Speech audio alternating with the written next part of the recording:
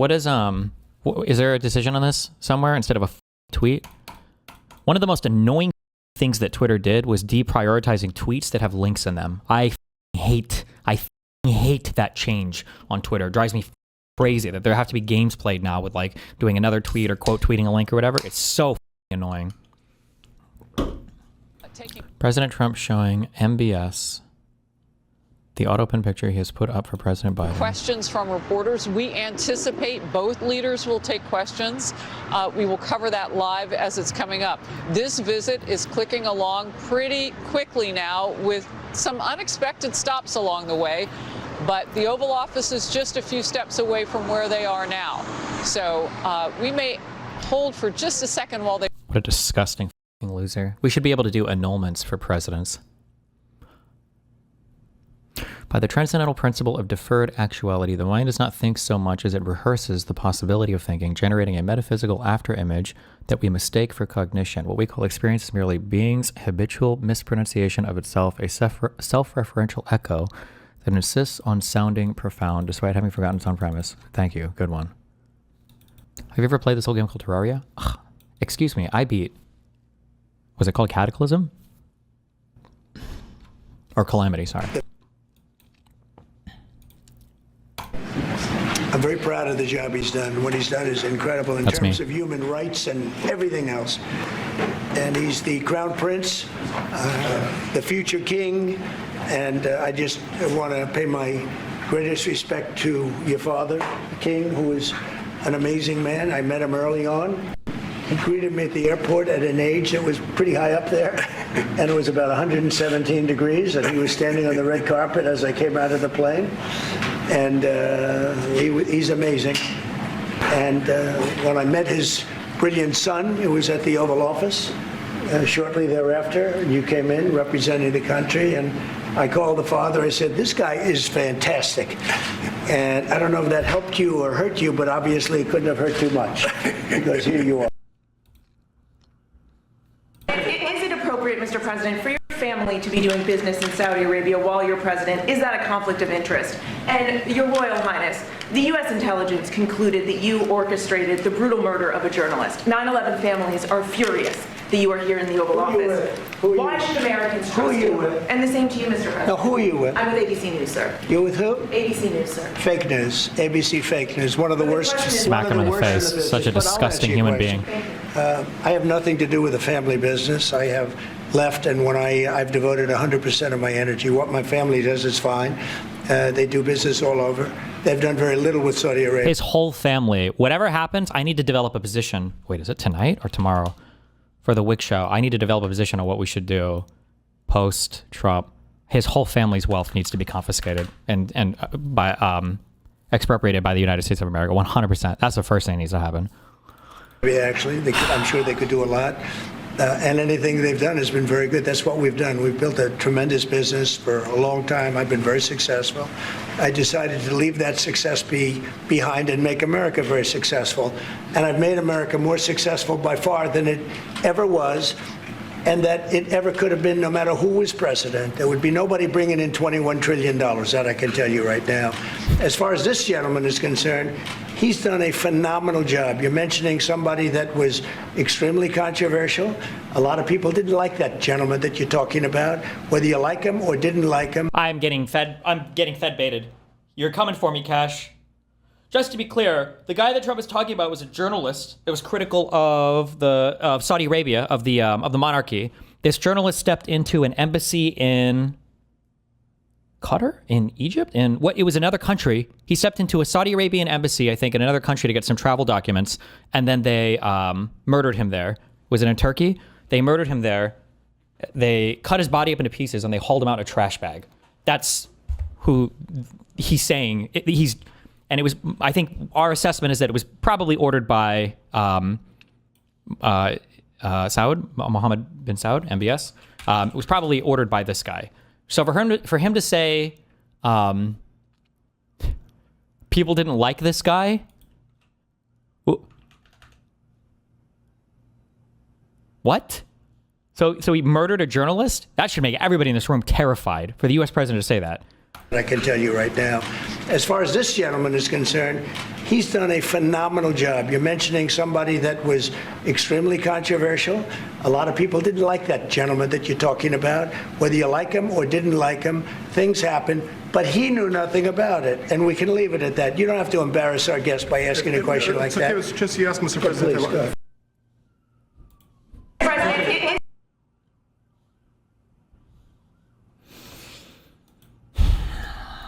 Fuck, this is 160 pages.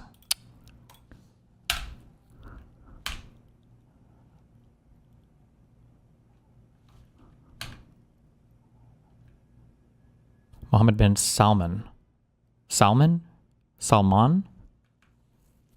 of the Saud family? Is that how it goes? I don't remember the structure of... I can explain it? Well, I want to read it. Or parts of it, at least.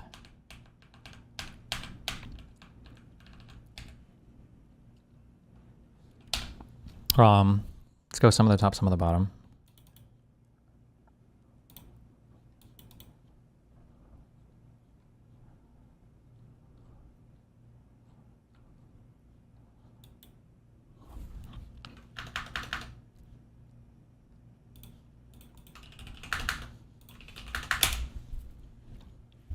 Is that pretty good?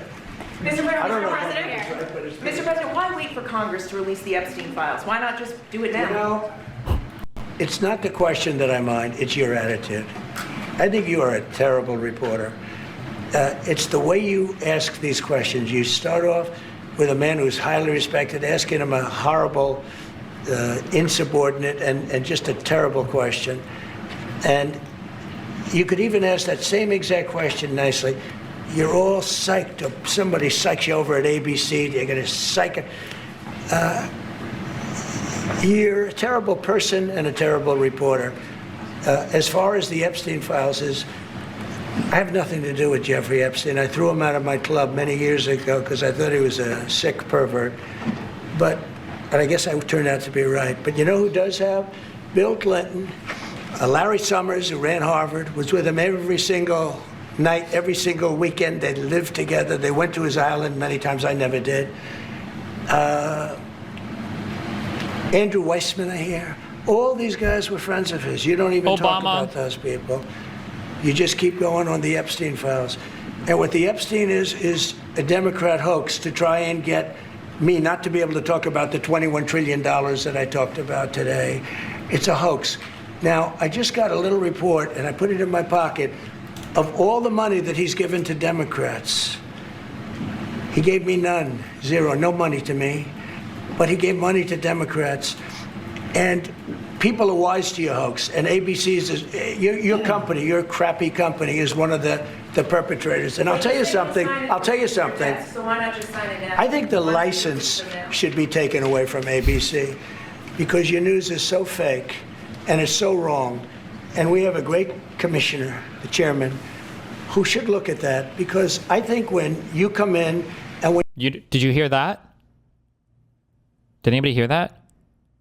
You didn't hear it because there's nothing. That was the sound of silence as every single hack cuck fuck who tried to make this weird wishy-washy argument of, well, Trump didn't actually say the FCC should go after Kimmel. That wasn't actually Trump order. Trump didn't actually get it. He didn't actually. And then when Trump says it's like, nothing. They have nothing to say. When you're 97% negative to Trump, and then Trump wins the election in a landslide, that means obviously your news is not credible, and you're not credible as a reporter. So I've answered your question. You should go and look at the Democrats who received money from Epstein, who spent their time. Larry Summers was with him all the time. That creep of the fund guy was with him all.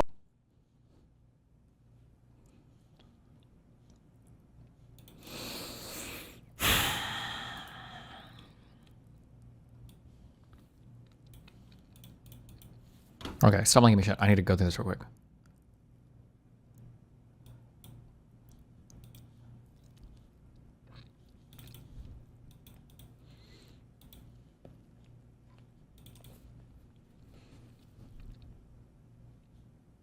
Families of relation. That's I feel painful about, the families of 9/11 in America, but, we have to focus on reality. Reality based on CIA documents and based on a lot of documents that Osama bin Laden, he used Saudi people in that event for one main purpose, is to destroy this relation, to destroy the American-Saudi relation. That's the purpose of 9/11. So whoever buying that means they are helping Osama bin Laden's purpose of destroying this relation. He knows that strong relation between America and Saudi Arabia, it's bad for extremism, it's bad for terrorism. And we have to approve him wrong and to build our relation, to continue developing our relation. It's critical in the safety of the world. It's critical against extremism and terrorism.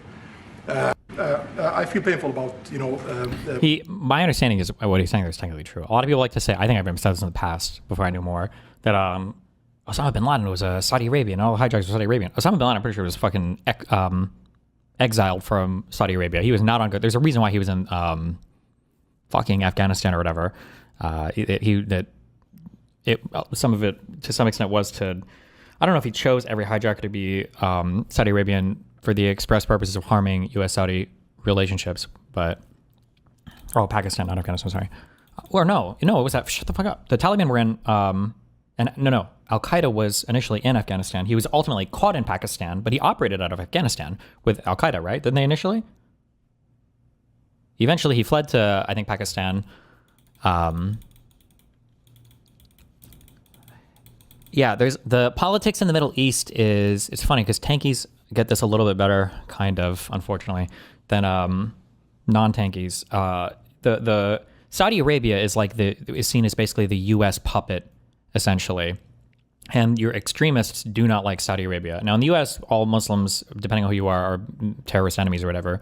But that distinction is very important for a lot of people in the Middle East. This is why Saudi Arabia inspires a lot of hatred from some groups of people.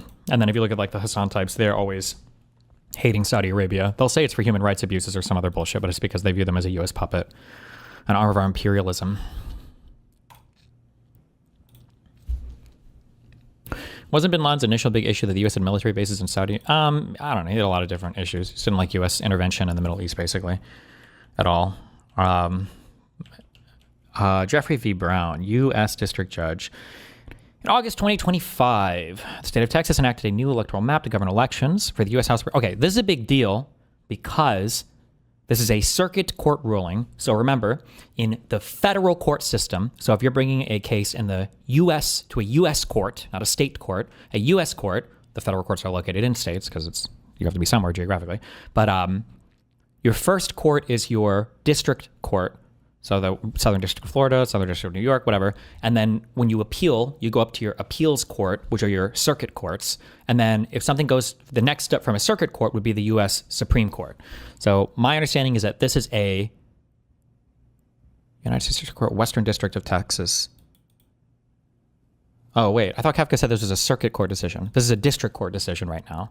So this will be appealed up to the circuit court. And then from there it would go to the Supreme Court, if it got that high. The scary thing about this for the Trumples, though, is that if they can't get... I don't know what these guys are arguing for. Let me read a little bit. There's a world where if the judges don't rule favorably on this, basically they don't get their redistricting done in time for midterms. That would just be an unbelievable, horrible outcome that Texas basically got the okay from Congress and Trump, go ahead and redistrict, and then Newsom said, oh, well, we're going to redistrict California then. Democratically, we're going to do it. California gets their Prop 50 redistricting done, and then Texas gets theirs rolled back. That would be crazy. That would be such a horrible outcome for Republicans. Okay, August 2025, the state of Texas enacted a new electoral map to govern elections for the U.S. House of Representatives, claiming that the 2025 map is racially discriminatory. 6 groups of plaintiffs, the plaintiff groups, ask the court to preliminarily enjoin the state from using the 2025 map for the 2026 elections. Destiny, how did the California ones pass but not the Texas ones? I don't know. Maybe someone will challenge the California ones, but we'll see.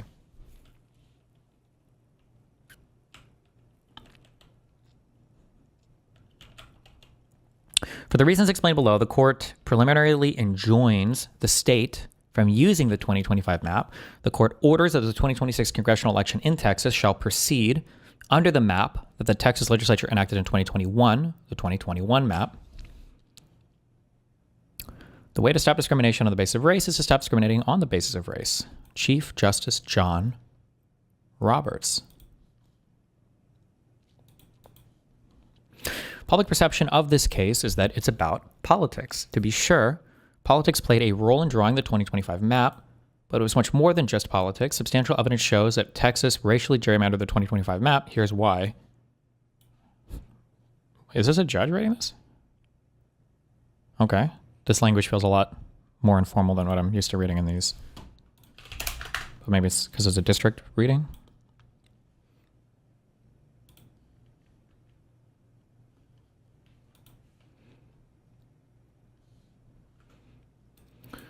California Prop 50 was based on the Texas thing. Fuck, I'm not gonna have time to read this before my show. Hold on.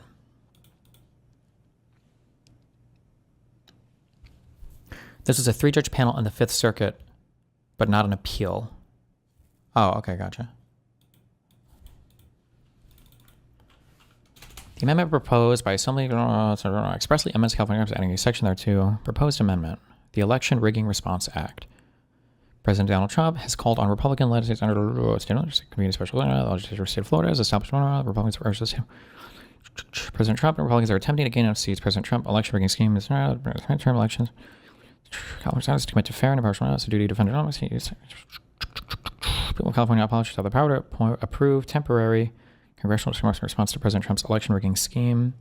It is the intent of the people of California's temporary map to be designed to neutralize the partisan gerrymandering being threatened by ruling led states without eroding federal administration.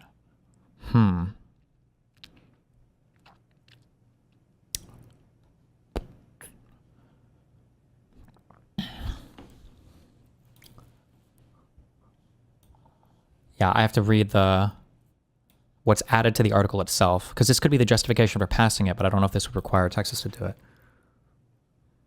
But we'll see.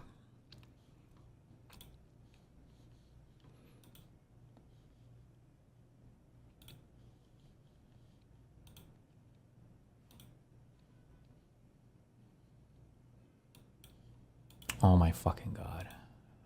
Manage webcam. This.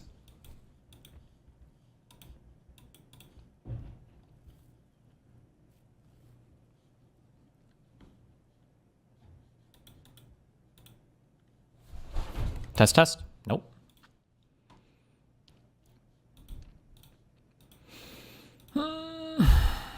This one. Test.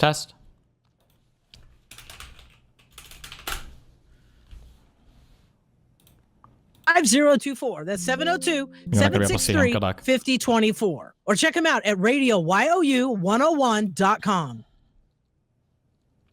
All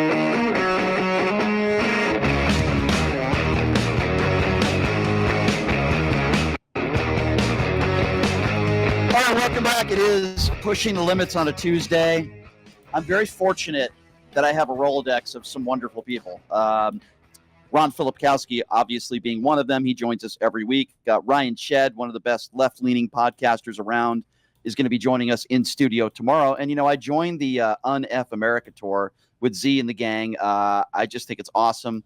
I'm very new to this. We're going to be out there in Phoenix next month. And there's just a lot of wonderful people within the Un-F America tour. We just had an event here in Vegas a few weeks back, and gave me the opportunity to meet Destiny, who is obviously one of the largest streamers on the planet, and he's one of the very few people in the political world that I tend to agree with like 99.9% of the time. And he's a busy man, and he's nice enough to be joining us right now on a Tuesday afternoon. Destiny, it's good to see you, my friend. How are you? Hey, pretty good. How you doing? Doing okay, Destiny. Thanks again for joining us. I really appreciate it. There's so much to get to with you in a short period of time. I have to start by asking you about this Epstein vote. Seems like there were a lot of Republican cowards out there that did not want to vote yes until they felt like they probably had to now. What do you make of this vote, and did you see this coming? I think only one person voted no on this. What's your take on this?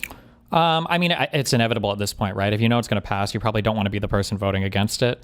I don't like following the Epstein stuff that much. I've read that the FBI is trying to redact a bunch of stuff. I don't know if those are the same documents that Congress has access to or not. So I don't know if like redacted documents will get released or not. But I think after the shutdown, I think after the rising prices, it's like hit after hit after hit for the Trump admin. This Epstein thing is just another thing that's piling on top. And then when you're seeing the base start to fracture, when you're seeing Marjorie Taylor Greene start to stake out a position that is not squarely inside Trump territory anymore, I just think this is just another domino falling where, if the vote goes one way, you don't want to be the wrong side of that, just in case the political winds, really take off in the other direction. It's my guess. I don't know if I've ever asked you this, but I mean, do you believe Donald Trump was with underage girls, not just someone who was friends with Epstein and maybe was on Epstein Island? I know this is speculation, but do you feel eventually there will be women that will come forward and bring his name out? I know there's a lot of these women that are probably afraid of lawsuits. I just talked to Ron Filipkowski about that. But do you think eventually there will be some evidence or a witness that will come forward and say, yes, Donald Trump did do this to me? My feeling is that I'm such a boring anti-conspiracy guy. I feel like if he would have done it, I feel like it would have come out by now. That just seems like such an impossible thing to hide. And I think it also strains credulity to believe that Epstein had all this information and none of it ever came out. And he was imprisoned, right? People always talk about like this, the black book, the client list, the blackmail. Like, well, the whole point of having that is so that nothing bad happens to you, right? So how was he arrested so easily, imprisoned, and then I guess assassinated, if you believe that? Yeah. Like, what was the point of having the blackmail list? And it's like, well, people say, well, it doesn't always work 100% of the time. It's like, okay, well, why isn't it released now, right? Clearly, you would have to have some kind of something. Otherwise, what's the point? So yeah, I feel like if he would have done it, I feel like it would have come out by now. My take is that I feel like there's probably a lot of just really unfortunate lineups of Trump was probably a lot closer to Epstein than he likes to admit publicly. It wouldn't surprise me if Trump knew that Epstein liked to fuck young girls. I'm sorry, have sex with. I don't. Wait. Okay. That's my bad. You're good. Okay. We have a 5-second delay. You're good. Okay. Jesus, my bad. I'm sorry. Okay. Yeah, that he knew that like Epstein was doing stuff that he shouldn't have been. If we were in any other media environment, in my personal opinion, the headline breaking story of all the Epstein stuff that got basically no viewership was when Trump was standing outside of some helicopter and they asked him about did you know Epstein was taking girls from Mar-a-Lago? And I think he opens with like, well, I'm not going to say a name, and then he's like, yeah, we knew he took this girl who I think was the one who ended up committing suicide, right? And he's like, yeah, and after he took a second one, we blocked him from taking any more. And it's like, how do you just admit this? This is some stuff that you plead the fifth on. Why are you saying this in front of the media? Do you think that could be sex trafficking? I mean, I know your take is, well, he probably didn't, he probably most likely wasn't with an underage girl. But do you believe that? Because I'm trying to figure this out. He is so adamantly, obviously, against these files coming out. He's done everything and anything, and so is the administration, lying to try to protect him, because we know he's all over the files. But you don't think necessarily there was anything criminal and it just makes him look bad? Is that kind of your take on this whole thing? I mean, I feel like there was something criminal. I feel like somebody would have pursued it. That would be my take, yeah. When it comes to trafficking, it's probably so many layers removed, because you would have to prove intent at different stages that somebody knowingly was transferring somebody to knowingly be a sex underage, slave or whatever. Like, yeah, it would probably be really, really hard to prove all that, yeah. Yeah, before I get to this meeting earlier today with the Saudi prince, which was just unbelievably unfortunate and just despicable, I do want to ask you about him calling a reporter again Miss Piggy yesterday. It's like, I have a bone to pick with Tim Pool and others who don't seem like this is a big deal when the president attacks women, attacks journalists, really attacks anybody he disagrees with, and calling a reporter Miss Piggy. And the right-wing media don't seem to have a problem with that. I say this all the time, Destiny. Imagine if Joe Biden or Barack Obama talked to a reporter from Fox News they didn't like that. They'd be leading with it for weeks. And it just seems like the right, they just ignore it. He called a reporter Miss Piggy yesterday for asking what I thought was a very legitimate question. Yeah, today I watched him go off on an ABC reporter saying that ABC needs to have its license pulled because she asked a question. And I'm curious where all of those defenders before were saying, well, Trump didn't actually go to the FCC chairman and tell him to pull the affiliates from, Jimmy Kimmel's show and all. He didn't actually say that. He didn't actually do that. And here Trump just does it openly on, TV. Yep. There is no... it's a joke. Like, there's no consistency here. This is just a team sports game for MAGA, like more so than any other group I think I've ever seen in my lifetime. You know, like in retrospect, how funny is it that I think his lifetime earnings with Burisma was like $5 million. Hunter Biden's was. No foul play was ever proven there for anything. And the guy that initially informed on him to the FBI admitted to the FBI he made all of it up. That guy's, convicted now of lying. And then Trump, meanwhile, is doing billions of dollars of business all over the world, is openly on camera talking to, what was it, the leader of Indonesia, saying that he can arrange a meeting between him and Eric. It's just like, this is a joke. They don't care about any of it. The frustrating part is going to be in like 3 years when they all pretend that they were always against it and they spoke out against Trump too, and none of them did. Yeah, none of them. No backbone at all. Let's talk a little bit about this meeting this morning where, you mentioned the ABC reporter who I thought did a great job and asked very prevalent questions about Epstein and about the Khashoggi murder, because we know who this Saudi prince is and we know who they stand with and that murder, which was horrible. And yet Donald Trump is again coddling another evil man, just like he does with Vladimir Putin or Kim Jong-un when asked about the Otto Warmbier stuff. What did you make of this horrible, and I thought it was another embarrassing meeting with a horrible person? This comes a week after, as you know, he invited a former Al-Qaeda leader in the White House. I mean, what do you make of this? This is not America first. I mean, what do I make of the United States president, the country that's supposed to be the shining beacon on the hill of democracy, an example to the rest of the free world, when our leader basically signs off on the assassination of a journalist because people knew he was a bad guy? The biggest challenge, in my opinion, in doing politics from the center left right now is to not say things that will get me arrested when I listen to Trump speak. So I don't have words. That's just an unbelievable statement. Yeah. But one of the things that I've said before, I don't know if I've told you this, that you have to think of like, don't ask the Trumples, don't ask them like, would it, you don't ask them like, do you think Trump will do this, or do you think Trump will do this in the future? You ask them, would they defend it? And I think they would. I almost think Trump could order the assassination of a journalist, and I feel like 40% of MAGA would almost be on board with it. That's just it's unacceptable in so many different levels. But I feel like I've said this for years. I don't even know. Yeah. You made national news and you took a lot of flack on Piers Morgan because you're asked about obviously the murder of Charlie Kirk, and I totally understand where you're coming from. And you said, why should I have to call out? I'm kind of paraphrasing what you said. Correct me if I'm wrong, but why should we have to apologize for an attack on Charlie Kirk, and when Donald Trump doesn't call out any of the political violence on the right? And you took so much slack for that. I totally understand where you're coming from.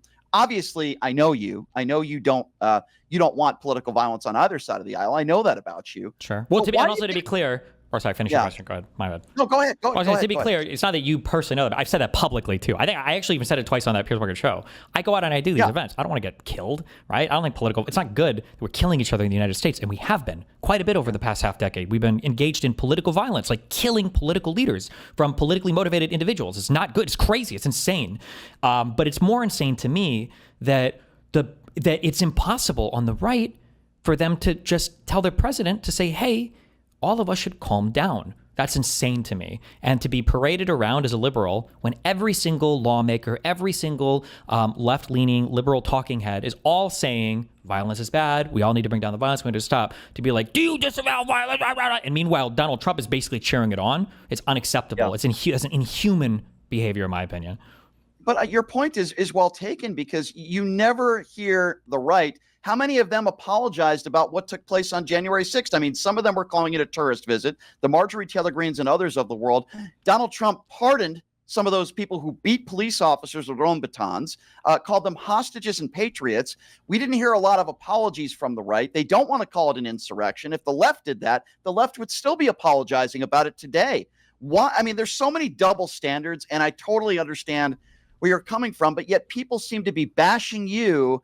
I'm not celebrating the life of Charlie Kirk. That doesn't mean I'm celebrating the murder. And people seem to conflate the two, right, Destiny? They seem to. They're not. It's just political games. Because if it happened, in the other way, they would immediately have, a different explanation for it. And the MAGA movement, I've said this before, I kind of joked in the past that the conspiracy theories of older movements like made sense. Like Israel doing 9/11 makes sense from a conspiracy standpoint, right? Okay, Israel wants to make us go to war in the Middle East, and the Jews are going to blah, blah, blah. Sure, it makes sense. Right. But when you look at the conspiracy theories that exist today, they're just nonsense, right? So now we're up to, I don't know what number we were at the last time we spoke, but now we're up to 30 million illegal immigrants came in illegally when Biden was president. So 30 million over 4 years. I think the actual number is like 2.7 or something. But 30 million came in over 4 years. Apparently, they all rode on cows, which brought diseases with them, which is why our domestic agriculture has been hurt, according to Besant. But not only did these 30 million illegals come over here, and not only did our unemployment rate remain at like 4.5%, all of them also somehow had the money to buy homes, and they forced everybody to their homes too. So, and they're also getting loans for homes. It's all of it is so contradictory and self-defeating, and it's just so stupid, and it's not serious. It's very unserious. It's a very unserious conversation. Speaking of stupid, Destiny, I don't understand the obsession with those on the right when it comes to trans people. You see the right-wing Twitter all the time. You see these people on the right, Benny and all these other morons that are now obsessing that Crooks, the guy who attempted to kill Donald Trump. Oh, well, he identified a different term. He wasn't he. He identified as a she or whatever the hell they're obsessing over about. And I'm thinking to myself, why are you obsessed over trans? They do the same thing with the Charlie Kirk murder. Oh, well, Tyler Robinson had a boyfriend or a girlfriend that was trans. And I say to myself, we've had 1,100 mass shootings in the last couple of years. You know this. And a sliver of that, maybe 7 or 8 of them were done by trans people. Why is the right so obsessed over trans people? And after there's a mass shooting, they seem to obsess over it. Like, I just don't understand it. Yesterday, that's what Republicans were talking about. They weren't talking about Epstein. They certainly weren't talking about health care and food stamps being taken away from millions. They were obsessing over this guy Crooks, who, by the way, is dead, that he might have identified with different pronouns. Like, Destiny, I don't understand their obsession. Yeah, and I want to be very careful here because I haven't read the reporting on that, mainly because I saw Jack Posobiec promoting it, who is an insane person to me, so I almost believe it the opposite. Yes. I don't know if you've read this or not, but my understanding, I say understanding because I read 3 tweets on this. Somebody said that the reason why they thought he was trans is because he had a DeviantArt profile and the pronouns were they, them. But I heard people saying that, like, when you create a profile, if you don't change your pronouns, they just default to they, them. It doesn't mean you're actually trans or whatever. Do you know? Did you read anything about this? Do you know Yes, if that's the case? I read that as well. It's total nonsense by Jack Posobiec. By the way, the same guy who started the Pizzagate scandal. That's how he became famous, who put lives in jeopardy.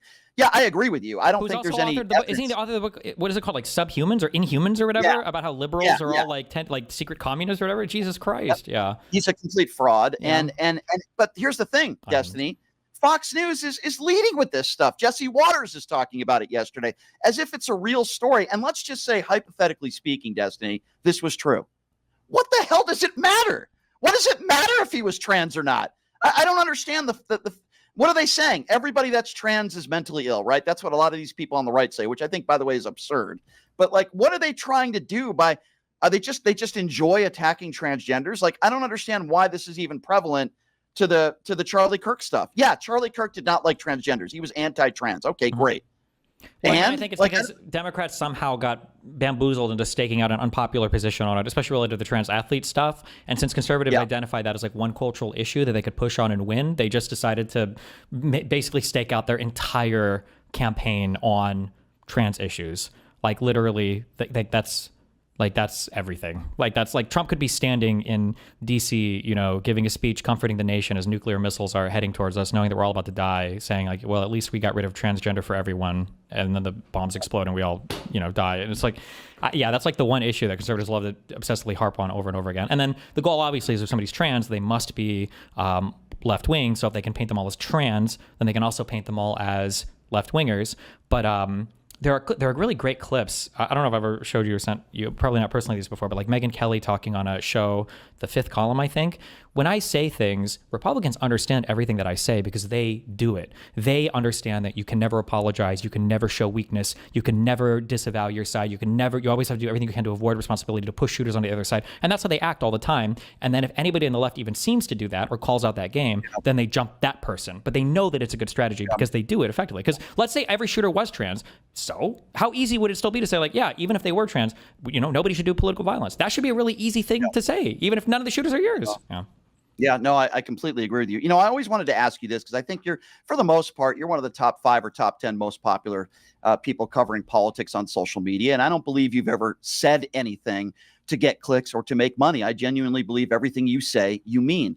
But what do you make of so many on the right that even Marjorie Taylor Greene is accused of getting paid by the Trump administration to spew propaganda? We know that whole Russian thing that involved Tim Pool and Benny Johnson and others.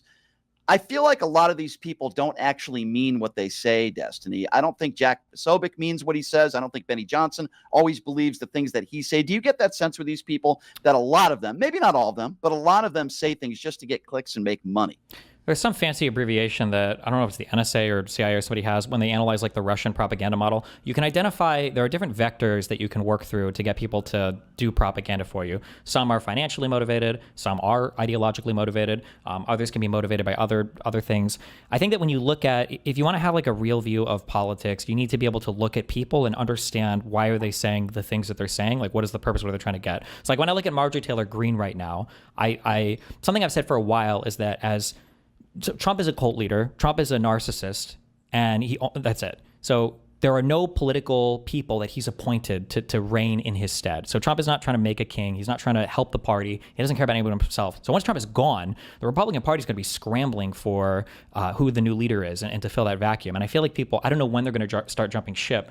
I think my prediction was midterms a while ago, because after midterms, then that's it, that, Trump's not relevant anymore. And people are going to try to fill that void. I don't know if Marjorie is trying to stake that position out earlier than others. She has, in my opinion, a lot of political capital, and maybe she could do it.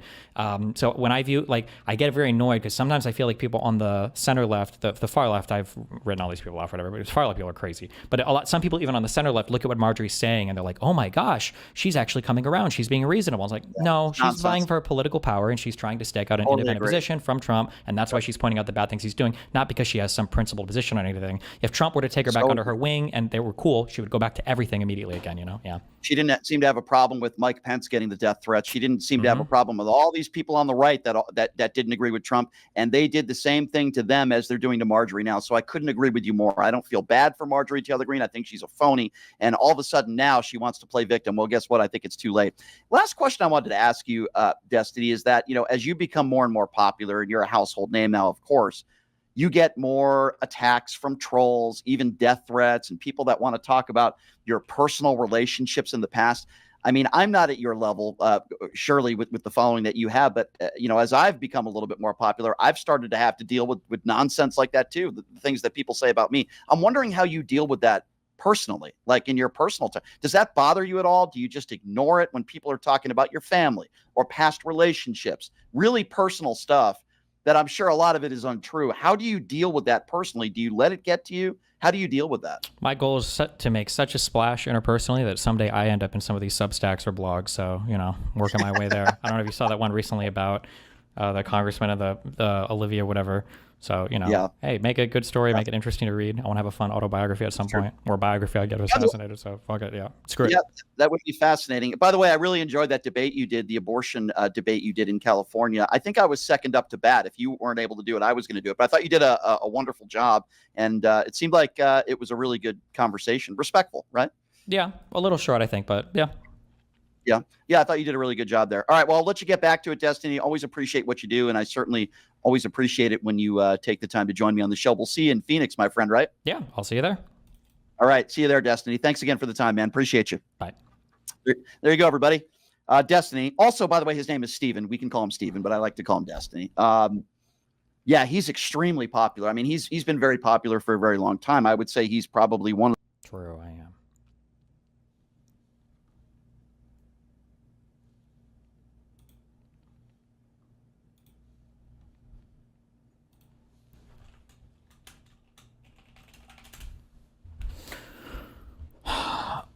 Okay.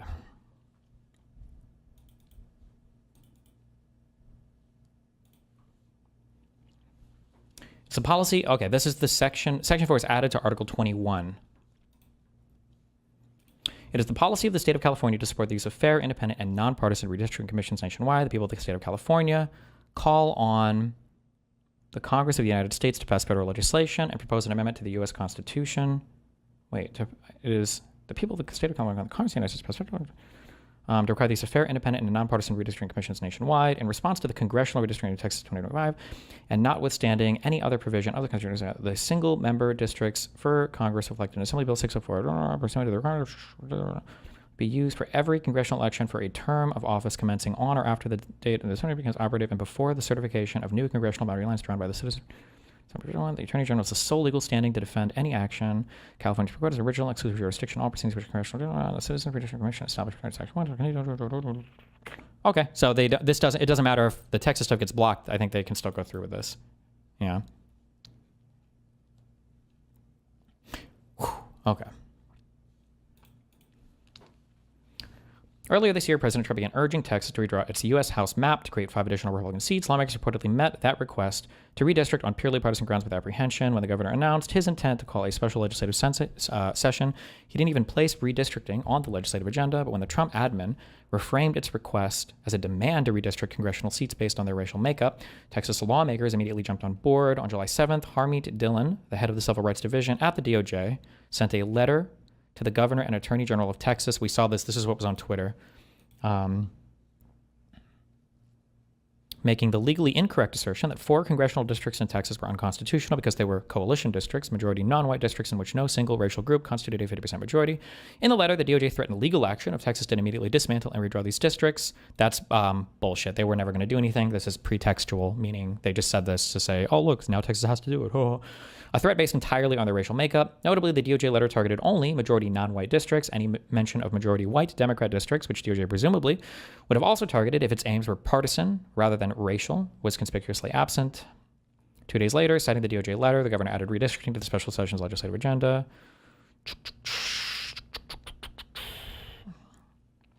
Plaintiff can bring a racial gerrymandering claim under the 14th and 15th Amendments.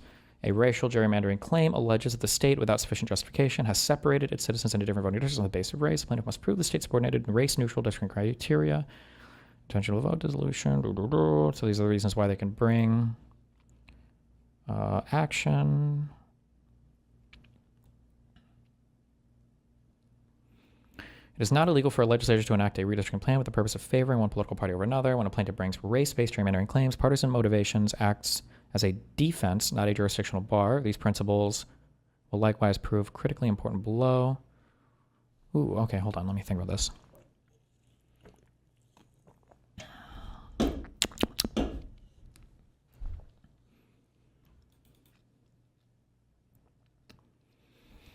In Rucho versus Common Cause, the Supreme Court ruled that partisan gerrymandering claims aren't cognizable in federal court. What do we mean when we say that? Like they don't have the jurisdiction, they don't have the legal authority. It's just not a thing that you can really.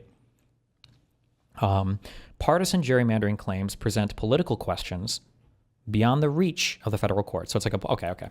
So it's just not. So that's not a question for a court to decide. Okay.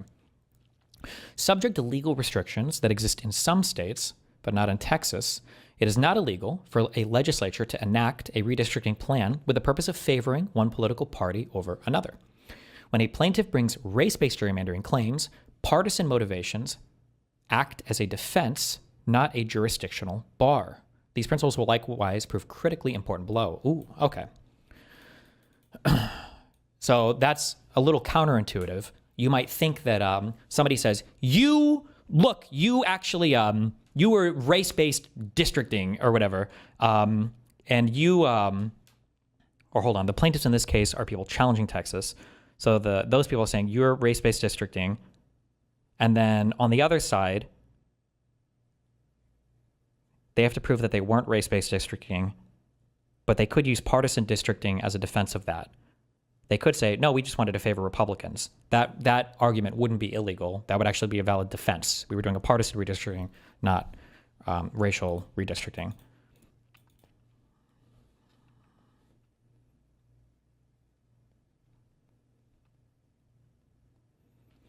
One of the best uses for AI is finding out where words come from. It helps you understand things better.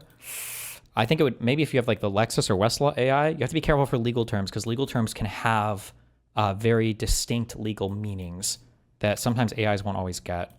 I wonder if if I were to ask, what is obscene content in the United States? Obscenity is a narrow category of, oh, this isn't the AI answer, of unprotected expression that meets all the following criteria. This is a good answer. It's not an AI answer though, but like there are words that we use that are common words, like obscene, but it's not, but it has a particular legal definition. It's an important legal definition. That doesn't just mean like wacky and crazy.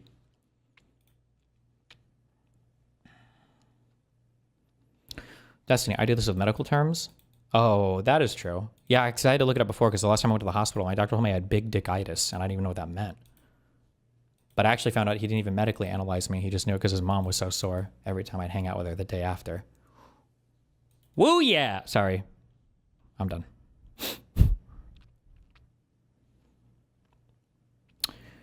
4 years before the legislature enacted the 2025 map, challenged here, the state redrew its congressional map to account for population shifts in the 2020 census. 4 of the 2021 map's congressional districts are especially relevant here. Do they manage to get it out of your ass? My dick? I usually store it in there. It's actually super handy. When you have a really big dick, you can just tuck it back and then just tuck it in there. And then when you get a boner, it pops out. So you're good to go. You're like a transformer, basically. The first is CD9 in the Houston area. Although CD9 was majority non-white under the 2021 map, no single racial group constituted a 50+% majority by CVAP. The district was 45% black, 25.6% Hispanic, 18.1% white, and 9.3% Asian. Have we figured out the Hispanic categorization yet? I feel like I go back and forth when I answer mine on my census stuff. Not census stuff. I don't even know. Sometimes I ask for race and ethnicity. I don't know what the fuck you're supposed to put. And I know that for crime stats, one of the reasons why it's hard sometimes to find like Hispanic crime stats, I think for a while the FBI didn't, I don't even know if they had a Hispanic category. They just called them all white or Caucasian. And sometimes it's like mixed. I don't know if, I wonder how the census measures it. We could just look at the questions, I guess, but.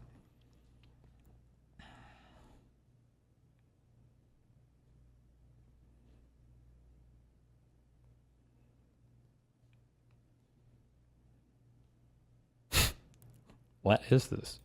Bro, districting in the US is fucking wild. When I took the census in 2020, they made us classify Hispanic people as white.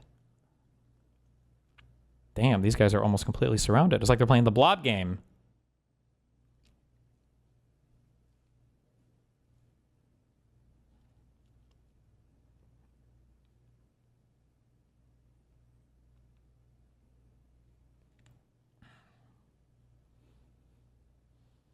The sponsor of that bill that became the 2021 map, Senator John Huffman, stated repeatedly that the map makers did not look at any racial data as they drew the 2021 map. Instead, they based the district boundaries exclusively on race-neutral considerations like partisanship. The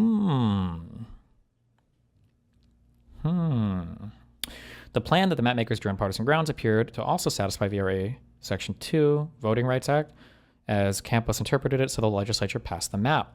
If we take Senator Huffman at her word, then any coalition districts that ended up in the 2021 map were a coincidental byproduct of the legislature's decision to draw district lines based on race-neutral considerations like partisanship. In other words, there's no evidence in the preliminary injunction record that the legislature purposely drew coalition districts that it wouldn't have otherwise drawn based on concerns that a court would otherwise invalidate the 2021 map under the Voting Rights Act, Section 2, and Campos. Thus, there's no indication that the 2021 legislature placed a thumb on the scale in favor of minority coalitions based on a now discredited interpretation of Section 2.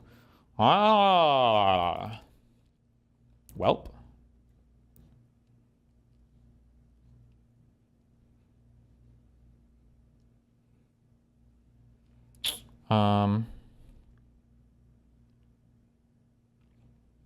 Okay, I don't know if I need any more of this.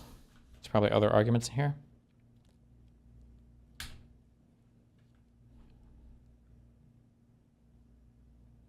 It's challenging to unpack the DOJ letter because it contains so many factual, legal, and typographical errors.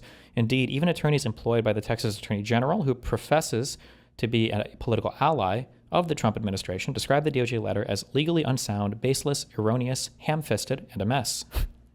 Oh no.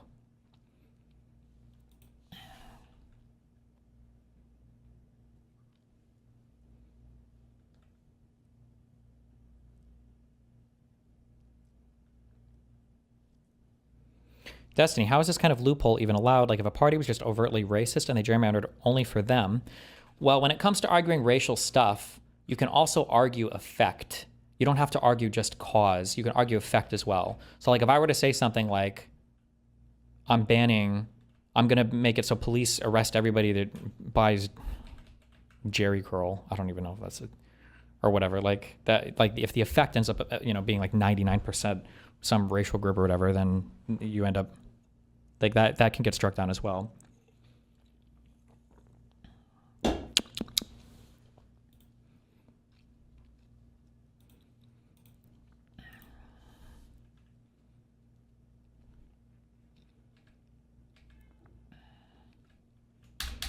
Well,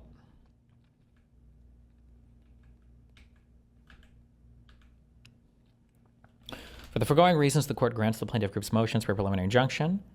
As to their racial gerrymandering claims, Plaintiff Texas NAACP's motion for a preliminary injunction, Plaintiff Intervenor's motion for preliminary injunction, the Gonzalez plaintiff's motion for preliminary injunction, the Brooks, Lulac, and Malk plaintiffs' joint motion for preliminary injunction. The court thereby enjoins the state of Texas 21 maps and orders the state of 21 as okay. So they should appeal this. I imagine they'll appeal this district court decision.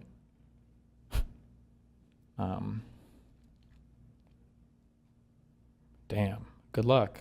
Okay, Kafka.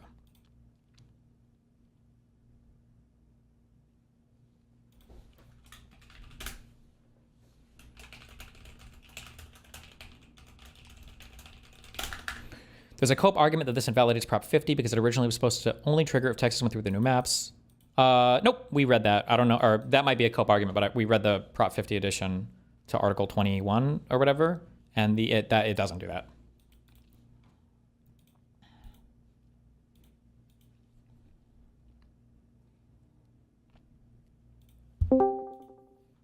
Hi, what's up? Hello? Hello. What's up? Nothing much. What's up? You wanted to come in here, motherfucker. Oh, I thought you were trying to read this before you went on to talk about it. That's why I was like, I was going to explain it to you. Oh, That's I didn't know all. if you were going to ask me questions about it, so I just wanted to be somewhat familiar with it, but...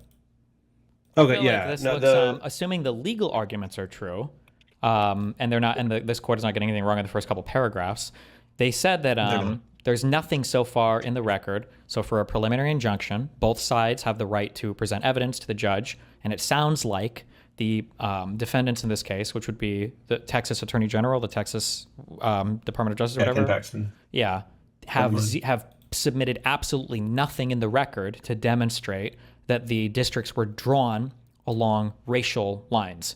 And if they haven't submitted any evidence of that, I feel like they probably need that if they're going to win their case. And all this evidence should be public because this redistricting stuff is not done like, in secret. So that seems pretty bad for them. But yeah, what's your take? So, okay, I think you might have misspoke there real quick. What? There's no evidence that the redistricting was done on partisan lines. There is an immense amount of evidence, explicit evidence, that it was done only based on racial lines. Wait, really? Wait, I read that completely backwards then. Hold on. Yeah. There is an overwhelming amount of evidence that this was done racially and without an intent to do it partisan. Wait. I'm sorry. I'm referring to the redistricting that was done in 2021. Are you referring to the current Oh, I'm talking about the current one. Yes, in 2021, there's no evidence. There's no evidence that there was any racial. So now they're trying to say that the 2025 one, I guess, now that they're trying to get rid of Section 2 or whatever, the Voting Rights Act, they're saying they can do it on racial lines. But the argument I think that the plaintiffs are using is that, well, in 2021, that was done on partisan lines, not on racial lines, which means it was legitimate and you can't just undo it or whatever. There would be a different process or something. Or you can't undo it just based on the bullying from the government or something. Yeah. So then yes, and the way that they're getting there is they're saying, hey, there used to be this thing called a coalition district, and it goes over this on page 6, where for 36 years, the Fifth Circuit said, hey, if you could get a group of minorities together of 2 or more races, okay, that would allow you to meet a precondition from this other case that would show that the vote dilution has been happening. Sure. And so it's this kind of complicated thing where they're saying, okay, we had this old map was drawn in a way that had these coalition districts, so we're coming in to break up these coalition districts because actually that case it did get overturned in 2024. However, it doesn't mean that they can then come in and change those districts based on race. Sure. Yeah. Okay. And so then what's happened is like every piece of Republican like correspondence and public statement on this has explicitly said this is about race. There's even a statement from the governor where he said this is not about race, and if there's any benefit to the Republicans, it's incidental. Like there's a very, very detailed analysis of the computer programs used to draw the maps. That's included in here. The way that the legislative session was called shows that it was entirely relying on the federal letter that asks them to redraw it based off of race. So like there's the letter that said, hey, we want you to redraw it based on race. And then they called the legislative session that in the agenda, it did not say they were going to do redistricting. Yeah. And then the governor came out and said, I want you guys to add it because of the letter that the federal government sent me. So there's literally no way to get away from the fact that this isn't we don't even need to get to the vote dilution or the effect, anything. It's just the intent is so plainly obvious. They don't need to go on, but like they still examine it. And then on top of that, there's a lot of places where there was like white majorities that weren't touched. There's a Republican district where it was 65% Hispanic and conservatives won that district, and then they still redistricted it to reduce the amount of the Hispanic percentage in it. So it's like they literally all they did was change that district so it was less Hispanic. Sure. And it's like, yeah, it's just so overwhelming. And there's some For there's some fellow funny stuff in here. retards, quick question. Okay. You're saying that they changed the reason the new map happened is because they were claiming the old map was racially tied, correct? Yeah, they're saying there's they're saying there's a racial intent and effect behind the old maps with zero evidence, as Destiny said before. There's no evidence of it, and there's ways to show that. There's even ways to show an implication. Yeah. Okay. So basically, what happened was there's a thing called the Voting Rights Act. Okay. Mm-hmm. And in Section 2 of the Voting Rights Act, you can't discriminate, I think, on voting-related stuff, on voting practices or procedures. You can't discriminate based on race, okay? Or gender, I would assume, but yeah. No, it's race. Gender's not an aspect of this. It was part of, I think was this part of the Civil Rights Act or a bill accompanying the Civil Rights Act? But it was 1965, so it's... Yeah, around there, yeah. So what they're saying is, what happened was the U.S. Congress, the United States Department of Justice, I don't know what the Supreme Court case was, but so I think there was was there a Supreme Court case that changed their mind on how you could district things? That basically people were saying you can do racial districting and that doesn't violate Section 2 of the Voting Rights Act. But I think the Supreme Court just recently changed their mind and said, actually, if you racially redistrict, that does violate Section 2. Is that what this is? By recent, do you mean the Fifth Circuit? It's the Fifth Circuit, not the Supreme Court. Sorry. It was a Fifth Circuit decision? Yeah. Okay.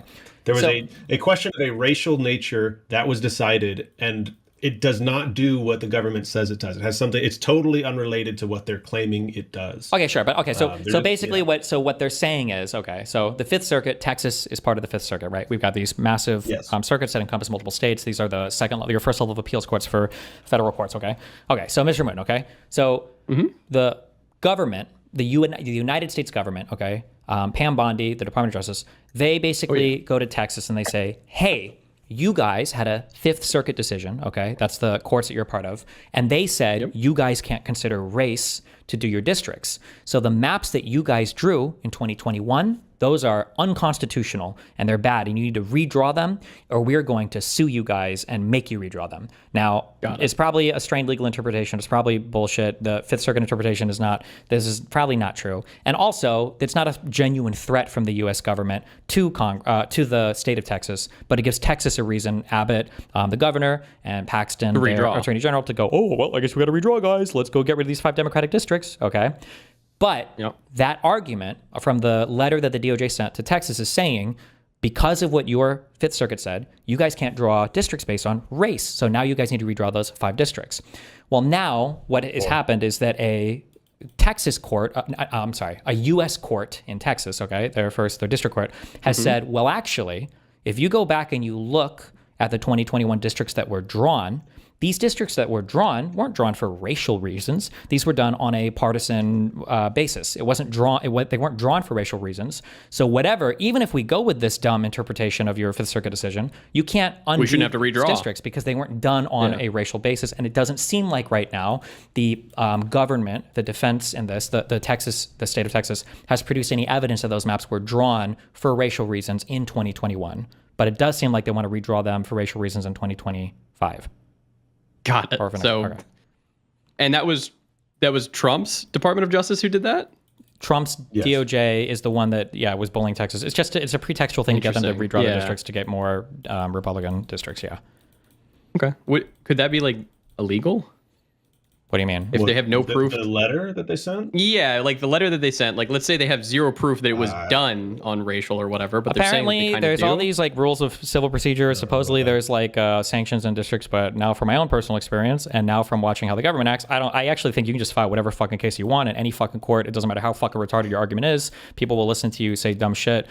Like, in my opinion, court in the United States is basically expensive therapy. If you want to go and you want to vent some argument, the judge will be your therapist and he'll listen to you, and you have to fuck up really fucking hard in order to get in trouble for it. So yeah, it's not a horrible explanation. I mean, like there's no recourse against the government for for these things that are happening right now. There's no like damages that you could get out of this. It would just revert back to the older maps. That's the result that we're looking for. Well, I mean, I feel you could argue some forms of damages or some forms of what do you call, like, vexatious litigation? You can sanction people for bringing bullshit theoretically, right? There's like no. But they're suing the government right now. The government's the defendant. So how would you sue the government for vexatious litigation right now? That's what I'm saying. This current case that we're looking at right now, if we want Texas to revert back to the older maps, I'm not sure what you could sue the government for. Well, because to receive damages. Well, because technically they quote unquote threatened legal action. They didn't actually take any. So yeah, that's true. Right. Yeah. But like, if you were to be, say, sued for a totally bullshit reason that was shown in court to not be true at all, there's potential to go for the vexatious litigation. It's really fucking hard to get, and judges do not like those cases at all. So it has to be pretty egregious. Yeah, very egregious. When you say pretty egregious, the standards for this stream are very high, but egregious means like insane. Not like this guy's using an argument that's obviously retarded, but like, this guy is using the unbelievably fucking most retarded argument in the fucking universe. Yeah, this is like paper terrorism plus like a huge amount of prejudice that would result in like personal damages outside of the courtroom. Those are the kind of things that you would want to like show. And then also, if it was just the first time, a lot of the times they're like, maybe if he does it a few more times. Like, I know in some states it has to be like 4 times before they'll ever actually do anything about it. Sure. So like in a normal reality, let's say we have a functioning president who sees that his head of the Department of Justice sent this letter with like quote unquote zero founding, etc. Wouldn't we want the normal president to like remove them for being literally retarded? Well, it's hard because the tradition and norms is that the president of the United States has, in order to carry out faithfully his duties as executive, he has departments that exist in the executive branch, and he has officers at the heads of those departments that he's allowed to nominate, and then he appoints them with confirmation from the U.S. Senate, and they're the ones that head those departments to help him carry out his roles. They're not supposed to be puppets for him. Now, if you've ever heard the phrase unitary executive theory, some conservatives are running with this idea that actually the reality is we really wish that like God could be president and could literally do every single job on his own, but because we have limitations as humans, we have other people that are appointed to these roles, but they really are just an extension of the president's own mind and will. So in the real world, what would happen is if you thought as president that this was a thing that you could do, then you would what you would do is as president, you would go to your Department of Justice and you would go, hey, what do you guys think about this legal argument? And you would say, Eric Holder was the... was he the head of the Office of Legal Counsel? Who was he in Biden's, or not Biden, I'm sorry, in Obama's White House? Fuck. That's a good question. What was the Holder memo about? Was this about like targeting American citizens? When he was AG. He was Attorney General, okay. When Obama wanted to target, I forget the name of the guy, but he was working with Al Qaeda, I think, and he was an American citizen, and Obama wanted to target him overseas. instead of just doing it and saying, I can do whatever the fuck I want, Obama went to his Department of Justice and he asked them, do I have the legal authority to do this? What do you think? Investigate. And then they go, and these are some of the brightest people in the United States, well, before this administration, who will dig up the legal answers, they'll do the research, and then they'll give you a memo and they'll say, here you go. What Trump does is Trump goes to the Department of Justice and he gives them orders. He doesn't care what the legal argument is. He just orders them to do a thing. So the norms... And they say, yes, sir, I'll do it. I'll figure out a way to do whatever you want. Yes. Whether that's arguing process and procedure, whether that's arguing substance, whether that's making some bullshit up, whether that's whatever, they'll just do whatever he asks. So that's why right now the DOJ is in such a sorry fucking state. It's because it's just working as an arm of Trump's personal will. It's not actually functioning as a semi-independent body in the executive that's supposed to be doing good legal work. Which is why we have him on Twitter, or on, I guess, True Social, saying so-and-so should be tried, and then they are now under investigation, et cetera. In my opinion, unless I'm missing some part in U.S. history, this is one of the most egregious oversteps of presidential executive authority insofar as operating the DOJ for lawfare. The idea that these are the types of things that people fantasized about Obama or Biden doing in the background without even statements that were that strong. But for Trump to literally call 3 people, like he's calling, like A-ball corner pocket, I need you, Pam Bondi, to indict these 3 individuals using this lawyer, and then for that to happen, that's just egregious. I think it's unprecedented. I don't know if anybody's ever done this. Should that be like impeachable, or are we in a weird argument of I think you said like the impeachable? Yeah, of course. Trump has done 4 million impeachable things, but impeachability is a political question. Judicial question. Yeah, that's a political question to be dealt with by Congress. Which won't happen because the Republicans houses. Yeah, spineless. Yeah. Well, yeah, and so you were right in that, like, the direction of the DOJ is certainly unprecedented and is obviously horrendous and stuff, but also it's not only is this letter that we see in this case, but the many cases that have been coming out recently and the trials that have been going on has been showing the absolute kind of just dearth of horrible lawyers that are in the DOJ. So what they're trying to do is they're trying to use the DOJ to enact his will, but it doesn't seem like they have competency such that they can actually win these cases, even if they had the legal backing. So what you'll see is if you go and read some of the charging documents and things like that that are coming out of the DOJ right now, they are written like press releases. They are overwritten. They have a bunch of like very, exciting facts and gigantic allegations that have no business being there, but they know Fox News will publish them, and they know ONN will publish them, or whatever it's called, and OAN will publish them. And so they're just using the DOJ as a form of like intimidation and propaganda, essentially, because they're shooting for settlements, they're shooting for people to fuck off, and they're just using to say, look, we filed this lawsuit. And for most people, when they see a lawsuit get reported on of the DOJ is suing this person, they don't understand the process and they think that person's already convicted and guilty. Way to go, Trump, you convicted these people that you accused of mortgage fraud, right? So that's kind of like the point of a lot of what's going on. Yeah. And the issue too that you're running into is that generally people that if you're working as a U.S. prosecutor, these are some of your most, I think, prestigious jobs, arguably, maybe aside from like clerking, like in law, right? Like you're like a U.S. federal prosecutor, especially some districts. These deal with huge federal cases. Like these people want to clerk for them. They want to work in these offices. These are just very prestigious jobs. But there's been a big loss of talent in in these prosecutor offices because people don't want to work for this administration because the arguments are ridiculous. They're lunatic. They're like Haskell said, unethical to bring them. Yeah, like you can make strained legal arguments, but these are beyond that. They're just the worst. I didn't read this fully. I read some of this, but supposedly one of the I don't know if the judge just was ruling on this related to the grand jury indictment of Comey. Yeah.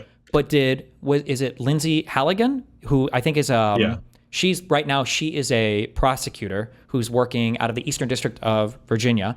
I thought she was the U.S. attorney out of the Eastern District, which is a prosecutor. I'm just saying that's a more offensive thing that she's a U.S.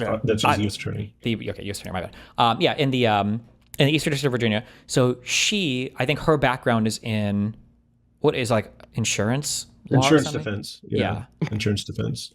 It's typically like I believe people will take pretty predictable paths to different sections of law. So like if somebody is like a judge, I think they're normally you're an attorney first, right? And then like you'll clerk for judges. Like it would be very weird if a guy went to law school and then worked in big law New York to do like corporate litigation, and then went down to California to do like environmental protection, like defense, and then was suddenly like nominated to be a federal judge with no other, like that would just be a very strange, like, yeah. So this lady has no background in, I don't know if she has any background in criminal anything. No, she has zero. Yeah. This so is like the first time she ever presented to a grand jury. Yeah, if you ever watch any of the Jan 6 stuff when I was going over it, one of the big deals was that people were roasting because there was this huge meeting, I think, on January 3rd where Trump was trying to get rid of the Attorney General, which is your biggest prosecutor in the whole country. That's the head of the Department of Justice, and replace him with a guy called Jeffrey Clark, who had never done anything criminal. And I think, was it Hirschman or whatever, were making fun of like this guy wouldn't even know where to go to get a grand jury indictment. This guy couldn't even find the grand jury. He's never done criminal anything in his life. Why would you make this guy the head of the grand jury? I mean, he's got Kash Patel leading the fucking FBI. Kash Patel is more qualified, I believe, than this Lindsay Halligan person. Like this, because the arguably head of the FBI, these people are like figureheads. Even you could argue people like your Hegseth, like these are civilian. It's just a different thing, but like. For your prosecutor jobs, I think you should have a background in criminal prosecution. Like, you should be there, yeah. But like I think Kafka, I'm sure you've heard this. My understanding is that she just got roasted, or there's an order out or something that she needs to reply to because the judge was accusing her of telling the grand jury for getting the indictment on Comey something about using Comey's pleading of the Fifth as evidence against his innocence, and the judges. Did you hear about this? Yeah. I was briefly in some conversations about it the other night with Gilmore. He has a very much better understanding than me. But yeah, her handling of the grand jury was so poor, and almost certainly like she broke ethical or at least legal rules around how to conduct that, such that they are now providing the sealed transcript, I believe, of the grand jury to Comey and his counsel, which does not happen. You do not get grand jury hearing transcripts, things like that. They are sealed intentionally against the defendant. It is very hard to get those. For her to fuck up so bad that he is getting that speaks volumes as to how much bullshit these charges are and the actions of this attorney. It's very, very. Like, if this happened in any other scenario, this person would resign immediately. Yeah. I think this and keep in mind that like horrible grand jury, you just need half the people there. I think it's 23 people, and you need 12 or something. Am I right on that? It's like 24 and you need 13 or something. Like that. Something one like more that. than a majority. One person majority. And an indictment is done on the standard of probable cause, meaning the cop sees something that looks like weed in your backseat, basically, right? So the standard of evidence is very low for an indictment. Federal prosecutors have depending on how you measure it, anywhere from like a 90 to 98% conviction rate when it comes to indictments. So if you're indicting somebody in federal court, the grand jury question, I would say, Kafka would agree or not, maybe, is severely overdetermined. You should never having to be fighting with a grand jury to get an indictment. You should be you have way more proof, because in court you're trying to convict at a 99% standard, right? Beyond a reasonable doubt. Getting the indictment should be easy as fuck. So the fact that they're stumbling in the indictment stage, especially on a prosecution where politics shouldn't impact your job. But I mean, to some extent, you have to think about it. You're indicting a former head of an FBI where there's a lot of political questions and accusations around it. These are the most important times where you want to dot all of your I's, cross all of your T's, and make sure everything is by the book. So that's, I mean, there's no statute of limitation that they have to fucking run up against, right? Like, literally, I think the day of, they should have all of their shit. Yeah. They were fucked on the statute of limitations. But also two things on the case with Comey. There was one for the grand jury indictment. There were 3 charges. One of them did not succeed. The other 2 only succeeded by like 14 out of 24 votes. So it was an incredibly thin margin by which they got the indictment on the other 2. And so yes, it's still an indictment, but it's a thing which is like, this is so clearly like on the line. And then if you have any understanding of the facts of the case, it is there's no way this thing it could ever result in a conviction. They just do not have the facts to convict him on what they're alleging. There's a really good Legal Eagle video if you haven't watched it. They go over it plenty, and they're better than I could. But it's just so much bullshit. But it sucks because once you start these cases, then you get to go fishing, almost similar to civil stuff, but probably even more so on the criminal side of things. Now you can start issuing subpoenas, you can start investigating stuff, forcing depositions, forcing Now you have to testimony. look into all the You shit. can go and try to find whatever you want, and now you've got the power of legal authority behind you to compel, meaning with legal authority, force other parties to cooperate. You can go to chat programs, email providers, and demand emails and stuff, and dig and see what you can find. Yeah. Well, and that's why it's so important that Comey is making the legal challenges he is getting that grand jury indictment transcript, because this is throwing that kind of wrench in the works that says, hey, look, like before they dig into my life, look how much they're fucking up. And courts notice this. Courts will take, we'll see this. Courts do try to protect people's individual rights as much as like the meme is that the courts don't care. These are federally appointed judges, correct? Yeah, these are lifetime judges. They so this guy, I'm not sure who appointed him, but like there are people from the Reagan administration still on the bench. So it's there's all sorts of federal judges out there.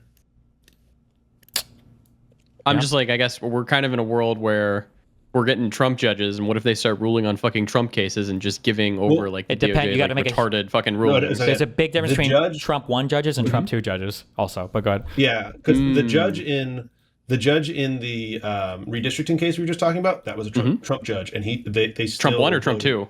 That was a Trump 1. He was 2019. But yeah, no, I mean, it's good to be skeptical of that. And if you look at a lot of the voting lines, almost all of them are coming down to Trump versus non-Trump judges. Like the tariff case that was recently at the Supreme Court, when it was at its appeals level, it was 2-4 to overturn the tariffs, 1 to not overturn it. The one that didn't want to overturn it was the Trump judge. So Supreme Court said they're not going to take that, right? No, the Supreme Court took an oral argument for the tariffs. They did. Oh, an oral okay. They argument didn't take a while the gay ago. one, I think. Yeah, they said gay people can stay married for now. Thank God. For now. Yeah, which great, I guess. That's like a good consolation prize. I'm not upset about it, but like, okay, like I don't know.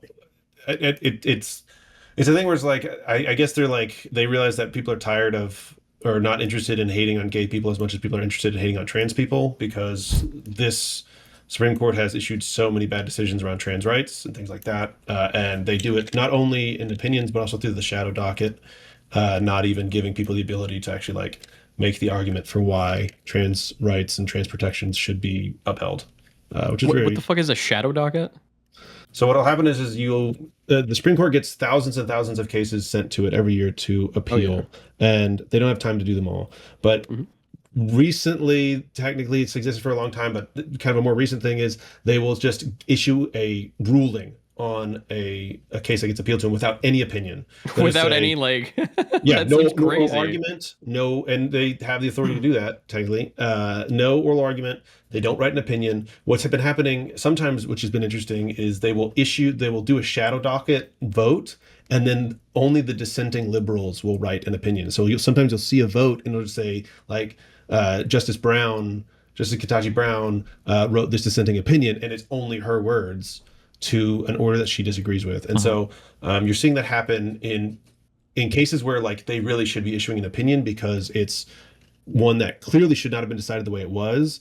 It's clearly against precedent, but they're deciding it that way anyways. But by doing this, they're giving Trump what he wants, but not actually overturning precedent. So like, let's say a Democrat president came in, they can say, well, here's the precedent where it says you can't do that. And then if you try to bring up the Trump thing, it's like, well, yeah, we let Trump do that, but we don't know why. So there's probably a reason why that didn't violate precedent, but you still do violate precedent, right? So it's kind of it's fucked. It's not a good thing. This is probably one of the best reasons, I think, and it's the most compelling and convincing to me for having a reformation of the Supreme Court, is I think we should just have more Supreme Court justices and figure out how to get more Supreme Court rulings so that they're not so restricted, because it's been, it's a very limited Supreme Court, and you have, so many cases coming through, and they're just so crunched on time.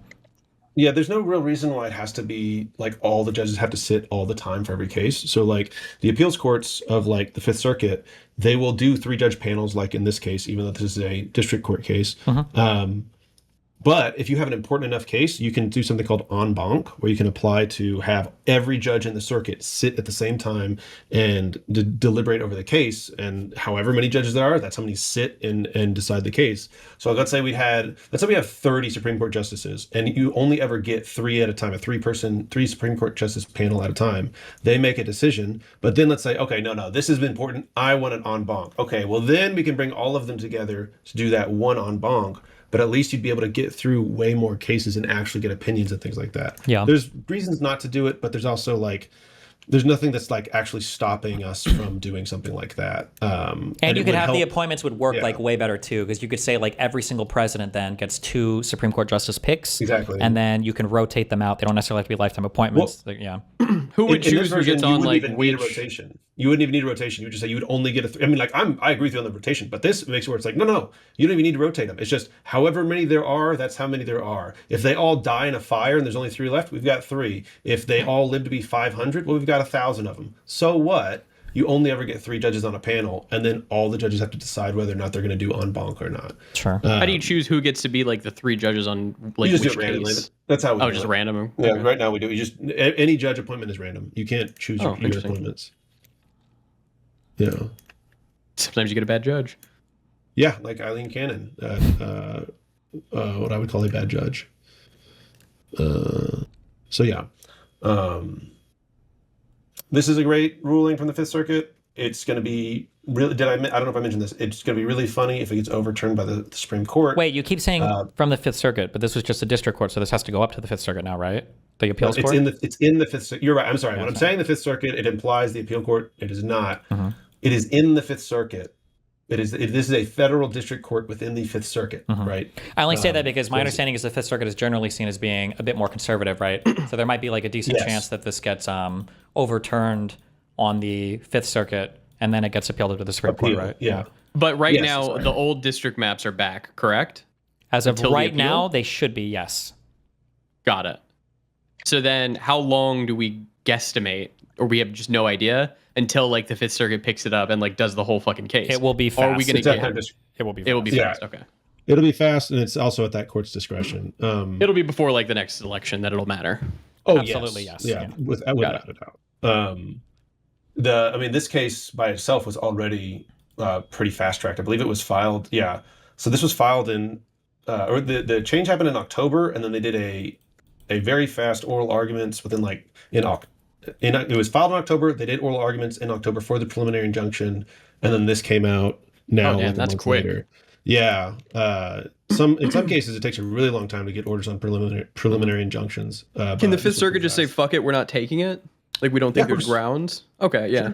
And Yeah, if they appeals say courts have no, then discretion. they'll be like, Supreme Court, I don't know if they help us? I don't know if for this type of decision, I don't think they would ever not take it. They would just either affirm or No. overturn Yes. the lower decision, yeah. Yeah, but it's makes sense, just like mechanically they have discretion to choose which ones to take and which ones not to. Got it. But yeah, so it's interesting to see this come out of this court and have it go this way. You're right that it could go up to the Fifth Circuit and get overturned there and then go on to the Supreme Court. The issue is that this is so like abysmally against the Voting Rights Act that they would have to basically just get rid of the Voting Rights Act to make it okay, like the Supreme Court would. And if they do that, then it means that currently the challenges against Californian Prop 50 are all based off of racial gerrymandering under the Voting Rights Act as well. So if they just if they have to get rid of the Voting Rights Act to make the Texas gerrymandering survive, it will ensure that for now, at least, the Californian gerrymandering will survive based on the challenges that are against it, which is It's like a burn it all consolation. down solution. Well, yeah, it's a burn it all down, but it's like they're damned if they do, damned if they don't, right? Because California, like I think that they didn't do racial gerrymandering, but they can't get rid of California's gerrymandering without the Voting Rights Act. There's nothing else that would really help them do that right now. And so because the funny part is that like California, as Justin explained earlier, can just come in and say, no, we did this because we wanted to help the Democrats, which then makes it where the federal courts have to go, oh, we can't actually decide this. Because Sure, everything's well, just more based on particularly, race. they couldn't say that, what's the legal term that they used? what is it? Nunc pro tunc? Yeah, they couldn't retroactively do that. They would look at the record at the time. So like if California right now was saying like, oh, let's racially, demographically change these things, and then the Supreme Court looked at it and like, hey, you can't do that. And they're like, no, we didn't do it on race, we did it on something else. Then they'd be fucked. But I assume they haven't had that conversation, not doing that. And that's the issue that Texas is running into here, where they're like, you're trying to say that this new Supreme Court decision on redistricting makes it so the 2021 districts were drawn improperly because they were racially motivated. But there's no evidence in the record that they were racially motivated. And the district court here says that Ken Paxton didn't submit any evidence that it was racially motivated, and it needs to be to use the recent circuit decision to say that they were done, illegally. Yeah. So then the other aspect of like this, the other reason why this case I think is important too, is because they didn't just do those 4 districts. They did like 9 districts all under this same thing. And in every single one, it's very clearly based off of race. So like the feds asked for 4, Texas did 9. And so like, it actually is like really, really, it's much larger than what it initially seems like. And so like, it's really nice. And this would give them more House seats? Yes. This would for the U.S. House of Representatives. Yeah, this would theoretically give Texas more House seats, or give the Republicans more House seats, though there's been, I don't know if it's cope or if there's any actual like merit to it, but like the problem is that to make these new districts like this, they have to take strong red districts and make it where, like, let's say it's a plus 12 district. Well, they're going to put it down to a plus 7 district so they can take that 5 and put it in a district to make that district go from a plus 3 blue district to a plus 2 red district. Well, now you've got 2 districts that are actually a lot closer to being purple than they were whenever they were clearly red and blue. And so like what you're doing is you're saying like, okay, before we had there's like a 85% chance that Texas is going to go red in the election. By gerrymandering it, we get more House seats, but there's like a 65% chance that Texas is going to go red now. And depending on how, the political winds blow, and whether Democrats get more morale to go vote and Republicans get demoralized to vote, that 65 could get closer to 50, then get closer to like the Dems actually having chances of winning. And so that's a lot of reading the bones, and I'm sure a healthy amount of cope. But it is a real consideration that like just because you're redistricting like this does not mean it's a guarantee that you're going to pick up those seats, and it's certainly not a guarantee that you're going to pick up those seats in the long run, right? These kind of gerrymandering moves, when you look at them over like decades, often you'll see the things shift and the gigantic majorities that you get out of it start to kind of even out and level out in different ways. There's how effective it's going to be if they get it is questionable, but likely it would help them out. Though California's move, Utah, and I believe Indiana is working on it, all are doing good work to counteract it. Utah recently went from a 4-1 Republican favor to 3-2 Republican favor for their House seats, and that was upheld by their Supreme Court. Wow. Yeah. So, all right. Anything else on this? Because I'm technically at work right now. Jeez. Classic lawyer. Did you guys see the new Latino? I'm trying to find it right now. That like the Latinos supposedly it's like minus 36 approval for Trump or whatever. Oh man, dude, I'm feeling my inner minority racism coming out from the. Remember the Bernie Bros in 2016, where all the white kids were like, "These fucking blacks turning against Bernie Sanders? Are you?" Oh man, for like 2 seconds. What are you voting for? They went deeper into the closet looking for those uniforms. They're like, "These guys don't know what's good for." Yeah, seeing all these fucking Hispanics, like, I actually don't like Trump now. I was like, wow, really, dipshit? You just figured that out? Good one. Mr. Mouton, I think the issue is you're looking at a poll that isn't weighted to take out all the 30 million illegal votes. True. Who got fucking kicked out. Yeah. Because if you get rid of those, the Latinos still love Trump. So they love him, dude. Yeah. They weren't going to deport my type of Latino. So I don't know enough about the Latino community, but I did hear some people saying like, oh no, like some like ethnic groups like, or people from like the Dominican Republic or something were like, no, I don't like any other type of Hispanic. As long as the Dominicans get to stay, get rid of all the rest of them. I don't know how true that was, but I thought that was well, I can speak as a Cuban. That is, all Cubans think that. So. The Cubans in Miami during the first Trump term, I was in fucking like an Uber, and they were like, oh man, President Trump's so good. I love him. It's just like, what the fuck are we doing here? Is that how they talk, Mouton? That's exactly how they talk. That's cool. And every time I would get into a fucking taxi in Columbus, where you're from, the taxi driver would be like, hey, you want a pizzeria? Hey, blah, blah, blah, blah. You know what I mean? Because you're Italian? I know you mean, yeah, pretty much. That I don't hear a joke. lot of Never racial. mind. Shut up. Don't. Never mind. I don't hear a lot of racial. Shut up, Kafka. stereotypical You're Danish. accents. I can tell you're Danish. That's so nice of you to think so highly of my pedigree. No, if he was Danish, I mean Oh my ethnically, God. not linguistically, Apparently. not from the country he's from.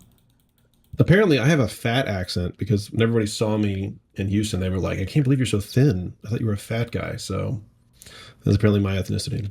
Wow. Okay. Good luck with everything else. Hope everything goes well. Are you doing anything else today, or are you just going to play more anime games? he's got to go over his court docs. I'm sure there's some new ones. No, it was just them letting them file some exhibit under seal. Nothing yet. Did they get it right the first time, or did they have to refile it like 4 times? Have they gotten?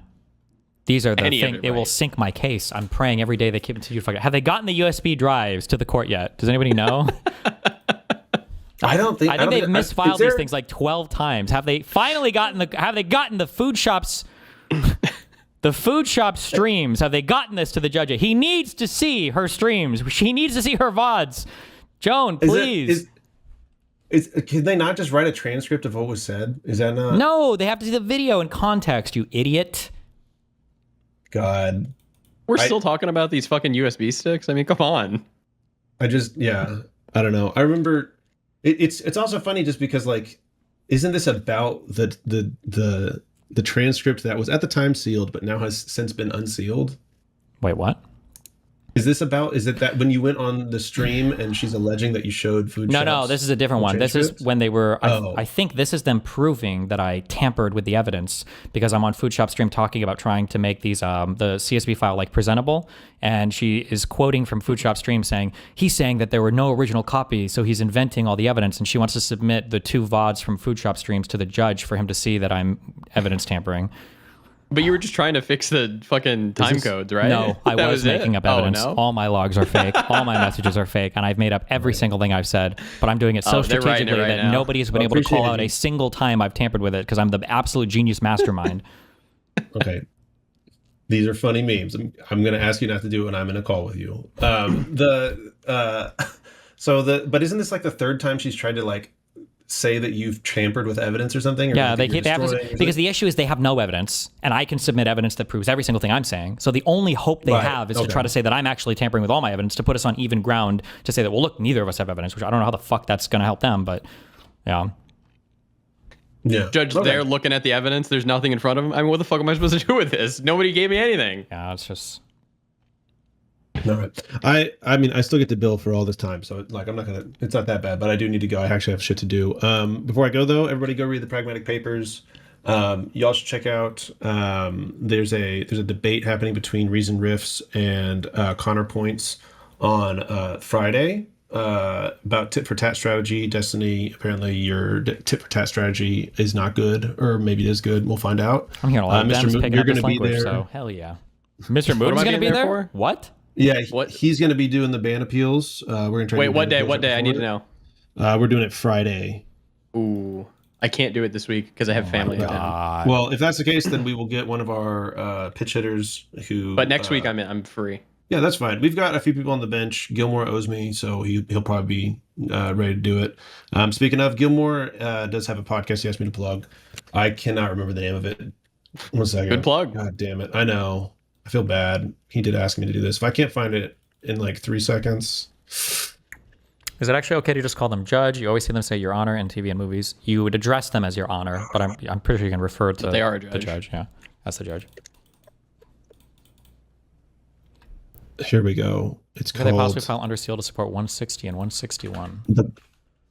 I don't know how to say this guy's name actually. The Gondim and Gilmore Show. I'm just gonna put it in chat. Fuck it. You can call judges your honor, judge, or in a legal document refer to them as the court. Most, in my experience, a lot of state court judges prefer judge. Federal court judges can be really hoity-toity, and they might be like, "Hey, fucking, it's your honor," and whatever. Yeah. All right. Cool. I love you all. Be safe. Have fun. Be careful. If you have a court case, like an actual like court case where you have to go at whatever, you know what I mean? Like it goes to court, right? Is there going to be filming in there or no? No, because it's a federal court. All right. I'll have to wear my Ray-Bans. Someone's got to stream it. Defendant is recently engaged in additional online conduct that underscores the necessity of the request for protective order. On October 29th, defendant published on the social media platform X a post identifying plaintiff's spouse by her legal name, accompanied by a screenshot from an it's just screenshots of my Twitter post with of Pixie's wife. Is it just links this time? No, but that's what Exhibit A probably is those screenshots. Somebody was asking what they could possibly submit that was redacted, but that's what it reads like.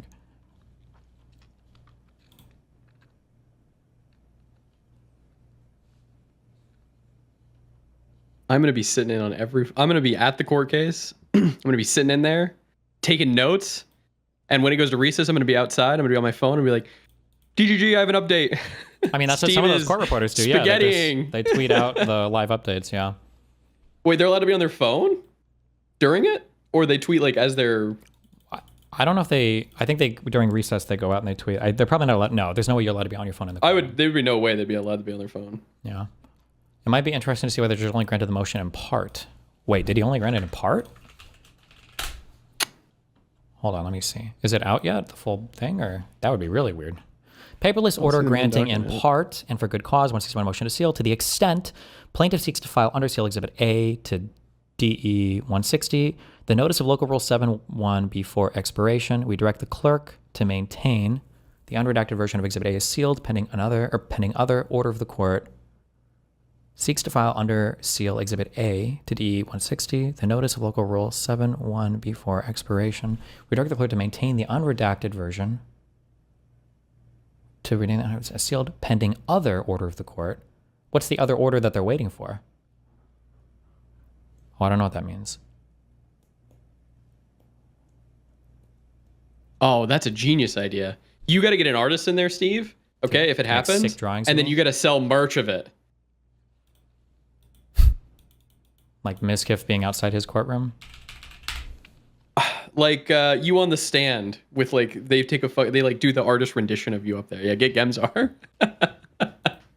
Huge courtroom sketches. Holy shit! Maybe you need to go to trial. I'm not sure. You can show up and like looking like Piccolo. Based.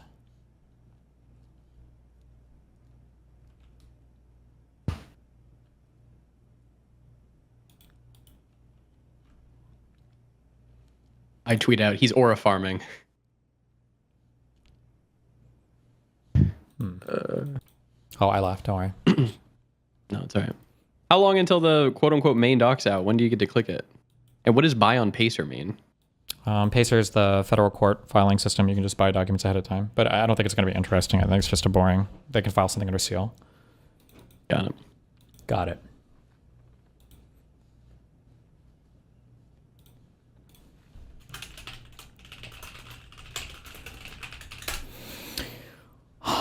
Bump.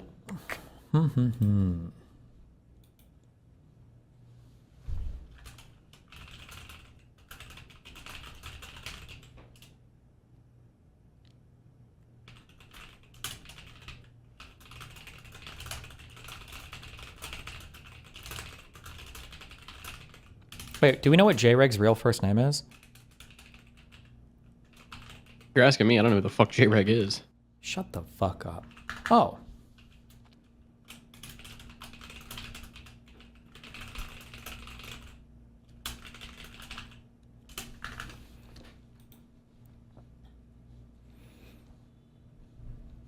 Life begins at inception. What is this? I believe life begins at inception. Anything after that, in my opinion, is Inception, what movie was that? So with the dreams, where you don't know if you're dreaming or not, like you control your dreams. control my dreams. Like it came out in like 2011 or something, and it was like. No, I have no idea. I don't know what you're talking with Leonardo DiCaprio, and at the end of the movie, you don't know if he's dreaming or not. No, I've never seen. Oh, are y'all talking about that movie he made? Yeah. Well, you were talking about the movie. You said Inception. Inception, right? No, I said nothing about a movie. Life I said starts in life inception. starts At when- inception. Right. Yeah. So what does that have to do with the spinning What top? does that have to do with? Wait, Take their voting card. is inception, was that a real word before the movie? The inception of this I idea. think so. The conception of this idea. The inception, the conception. What's the difference between inception and conception? Yeah. Inception is the establishment or starting point of an institution or activity. The inception of the United States. Oh, sure. Concept is more for ideas. Incept. Concept. But there's not an incept, is there? Is incept a word? I think incept is a word. No shot. Incept. Hold on. It's graduate from a university with an academic degree. Historical British? Huh. Incept. Begin, commence, undertake. Archaic. That's an archaic word.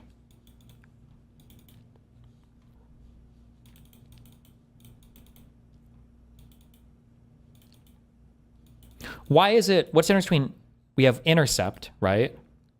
Mm-hmm. But we never use the word contracept, right? But we have contraception. Contraceptive. Yeah, but and then we have interception. Why don't we just call contraceptives interceptives? Don't they intercept the sperm?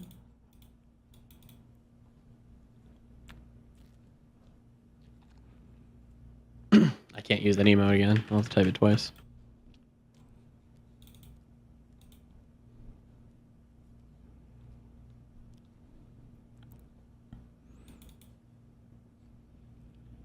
Contra is to counter.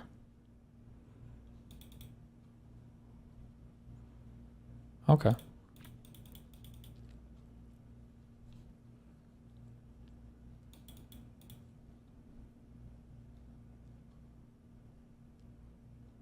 Some don't intercept the sperm, the pill, but prevent meeting of the egg in the uterus.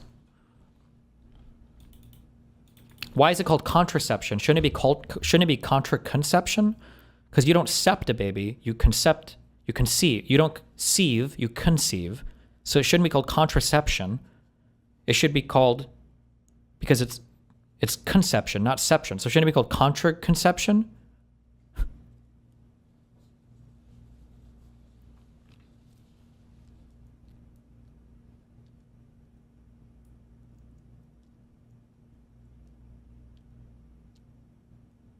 Are you corn popping out?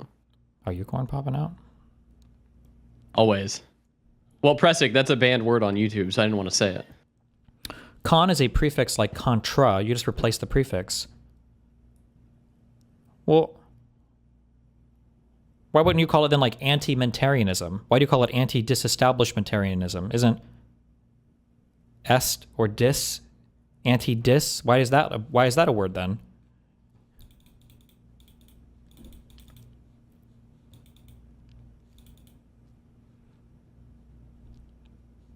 It's called a cranberry morpheme. It's just fallen out like cran instead of black for blackberry. What? Just this fucking ContraPoints video.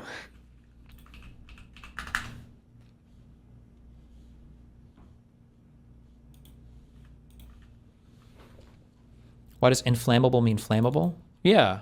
And then regardless and irregardless, right?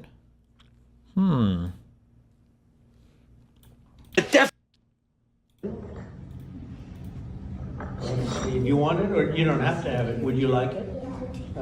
She's smart. She said yes. So cute. Do you want one, honey? You want one? God, Grandpa. Look at him. Oh, he's got a lot of Italian blood in him. Look, that's for you. Well, you must know what your name is. My name is Donald. Okay, do you want a pen? Want a pen? 1, 2, 3. Wait. Was he seeing ghosts? Wait, who was the fourth one for? Wait, what? Did we just have a sixth sense They would have moment? made fun of Biden so much for this shit, dude. Wait. Who's the fourth person? Blood in him. Look, that's for you. Well, you must know what your name is. My name is Donald. Did he have to stop and think? Okay, do you want a pen? Want a pen? He always holds one pen for Bubba. 1, 2, 3. Wait, show me the full video. Was this like a full video thing, or was it just a recording here?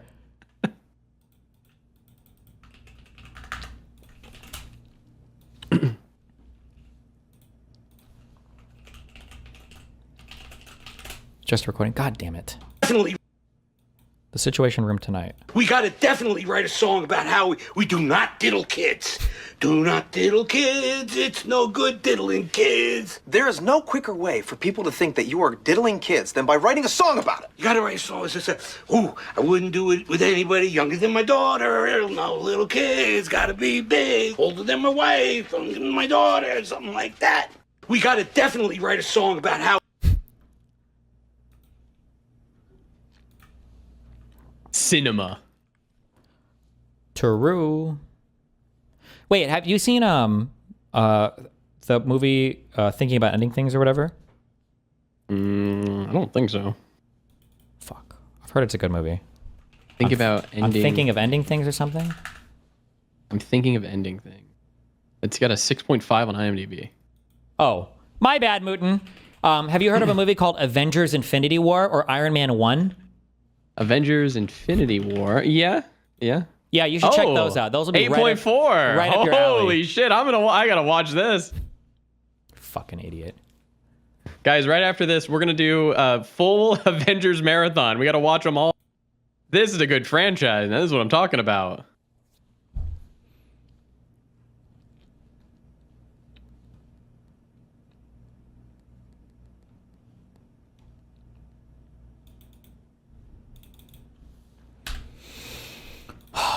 God, I fucking hate you. I hate you. You're ruining my life. You're destroying my life. You destroyed me. Fuck, I need to get this added. You've killed me. You've killed me. You've lied to me.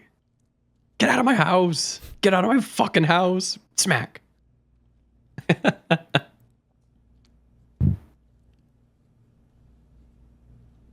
Do I like the Avatar movies? Are we talking Last Airbender or are we talking failed franchise?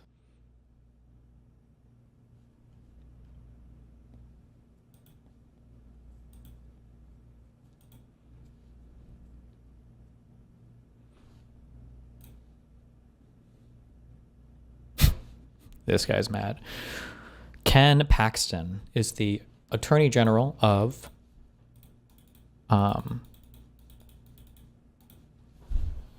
state of Texas. Wait, why do we do this? Is this some French shit? Why the fuck do we do this where they should be called the General Attorney? Can we change this? I would have supported that change. Do you know what you call it when there are multiple people who are the Attorney General? Do you know what you call them? I would assume it's Attorney Generals. Retard. There's the retard. They're Attorneys General. That's stupid. Yeah, because the general is like the appended, but they should just be called the General Attorney. But I don't know if I think there's a French convention or something. It's unbelievable. Would it be like the General's Attorney then? No, it'd be the General Attorneys. Oh, General Attorneys, yeah. Yeah, because it's the General Attorneys. But they're the attorneys who are general. Okay. Would you do more debate type content on No Jumper? Adam is doing a debate show now, and you're always great to watch. Talking with that group. Maybe. The next time I go out, I'll hit him up for it. I'm sure he'd let me. I just need to schedule it when I go out there, yeah. Where is out there? LA or Austin? LA. Jesus. Destiny talking to the carpet cleaning customer seconds before queuing a new game of League. Oh man, sorry. Oh man, sorry. I gotta get out of here. I'll talk to you later. Okay, well, rest up.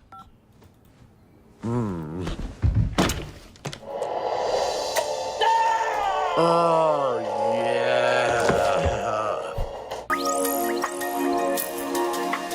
Is this Smiling Friends show good? I've seen clips of it. It seems kind of funny. I might get soyed for this, but I think the new Rick and Morty season was pretty good. Pretty funny. What season are they on now? Like 8. Wow. Oh, but you were like a season 2 lover, weren't you? Season 1 and 2. 2 was good. Yeah, okay. So it loses it at season like 4 when there is a fucking abortion space baby for some reason. Yikes. He like Pickle Rick. This is a guy. Pickle Rick! This is a guy running around with his pod racer like in Pickle Rick. Yikes.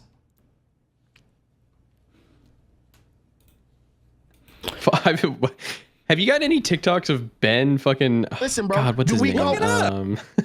No, it's Instagram Reels. Hold on. Ben from Star Wars Pod Racing. He's got a name. Ben Quadineros. I don't know. Link me. I'll send you him. I haven't. He's a fucking hero, I guess, in Star Wars universe.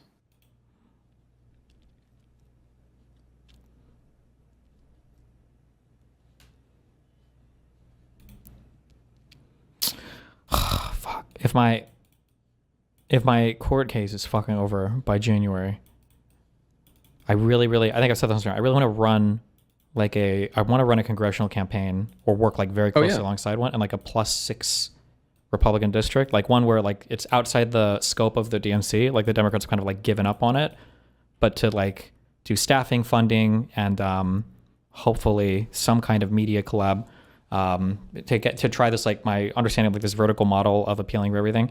It would be fun to try that. And if what state would you want to run it in? I don't know. I would have to put out a caller for research.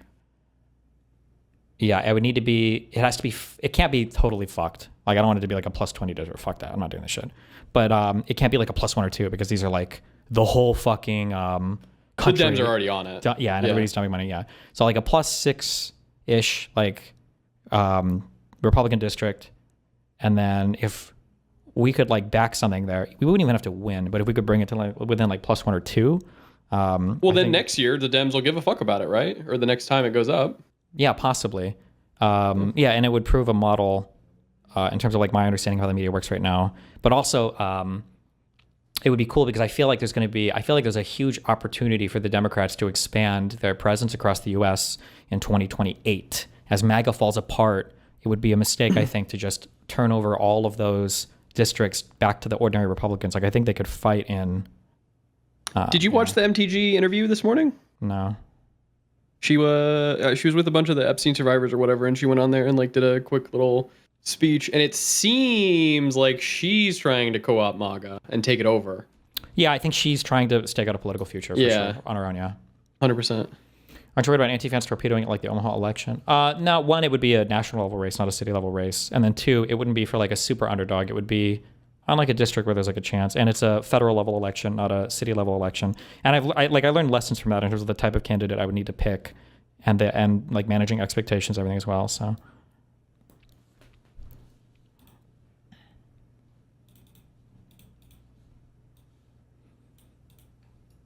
CO3, please. Don't email me. I have to be over my court case before I even present myself as being able to do something like this. So if it ends in January, I think I can do it. If it ends in December, that would be amazing on the motion to dismiss.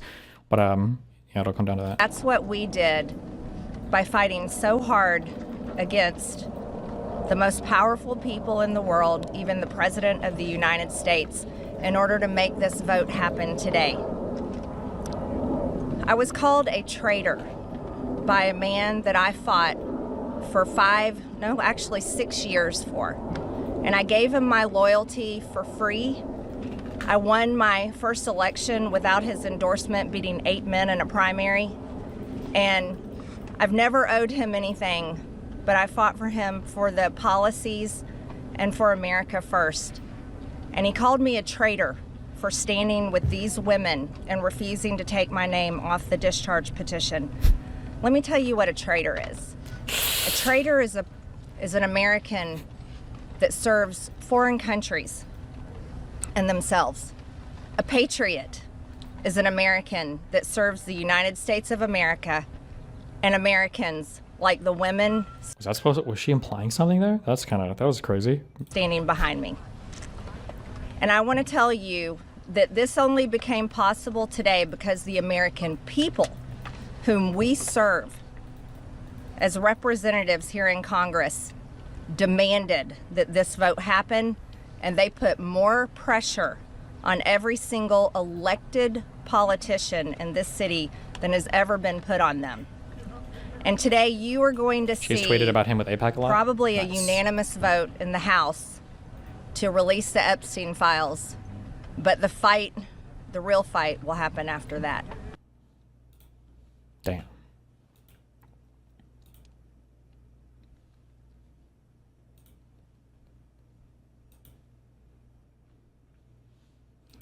Bro, this clip keeps popping up.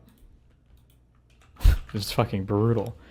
Can we please stop with this Twitter? How do I fit this in my header meme? Ha! God, it's such a horrible fucking trend. I'm over it. I'll try to. God, this is so brutal. I'm sorry. Every time I see this pop on my Twitter again, I watch it over and over again. Well, I'll try to rephrase this. I'm gonna reframe, and I'm just gonna be totally honest with you. I will never be able to convince you of my worldview. You won't. I know. But the reason is not because I'm not a great orator, or I don't make good points, or I haven't said things which should be compelling to a person. But Charlie, I just think honestly, you're too fucking stupid to understand them. So Andrew, can I sell you on my worldview? Yes. Your wife has 3 baby daddies and has been married twice before. And you you lick sniz. Under your religion. You lick sniz. What does that You're mean? a fucking dyke. Don't talk shit about my wife, you stupid bitch. Shut your fucking mouth. Shut your stupid bitch mouth. Your wife with the 3 baby What did I daddies? just say? Dyke? Your wife with the 3 baby daddies? I'm sorry, dyke. Is she morally inconsequential in comparison to your ditch licking? Do the men that you try to... Do the women that you try show to... your hatred against... Do the women that you try convince them to... that they shouldn't... You know, Charlie, did I bring... Women? Do they know Charlie, that did your I bring wife your is 5 family? years older? Did I bring any of your You family called me into fucking anything? stupid. Did I You say called anything me about fucking your stupid. family being stupid, Charlie? You could. It's You could because go I'm for it. better than you, Charlie. No, it's because you're embarrassed, and you know that the traditional values that you try to sell people on are bullshit because Let's you go are not through a it. traditional man. Chuck, let's go through it. You are not a traditional Let's man. go through it, Chuck. Tell me what I'm You doing. gotta get this lady on the podcast. Dude, she you like gotta get her on fucking- stream. She fucking laser-eyed him. She homelandered him. Yeah. She was just like, Andrew, your wife is a slut. She just like laser-eyed him. Oh my God. Anytime I see this guy, he just brings women on just to scream at him. Is that That's what the all podcast? those. Yeah, that's what those shows do. Yeah. Okay.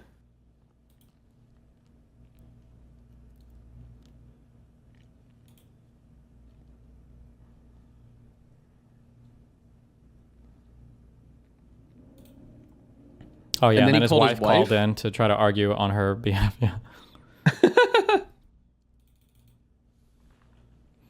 What's your plan? Just canvassing again? I'd like to provide canvassers to do a long-term operation. So for a few months or several months. So having a permanent house, having canvassers, coordinating with the campaign for media stuff. So this means like reaching Getting out. Fancy Sloth back in and- there? I don't know. And guaranteeing some like minimum level of like media exposure. So reaching out to local liberal media outlets or trying to see if I can work relationships with other local elected officials. So people in the state assembly or maybe other representatives, depending on how deep my Z and prior connections go or whatever. But basically just the idea would be that like in my mind right now, I have this like mental model of like how do politics work on the conservative side, and it would be fun to try to put that model into practice on the liberal side in a district that's not totally unwinnable, but it's far gone enough that nobody will fuck with me if I try to step in and like have like a very active hand in managing things. That would be the goal.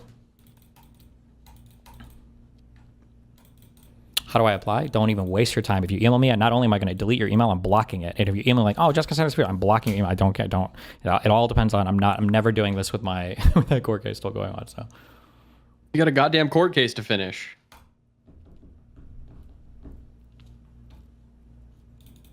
I'm just excited for the midterm stream. I'm excited to eat some Sabra. Oh yeah, stop.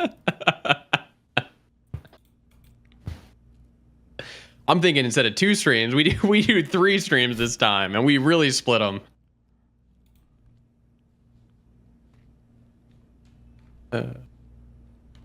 Good one. You won't even make this. Explain video, why 2 people have minutes. rejected the left. Well, what's this here? I will answer. I'm good. Oh no. Oh fuck. Is he gonna attack our queen? Oh no. To this. Okay. Even though what you're asking me is the hardest thing in the world to do, I'll still try. But I want the concession and promise from you that after I'm done making my attempt, you're going to make yours. And how would you convert me to your worldview? Is that a deal?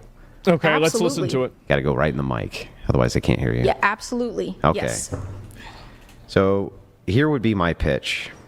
My pitch would be that the society that you have created for us is fucked. And people hate it.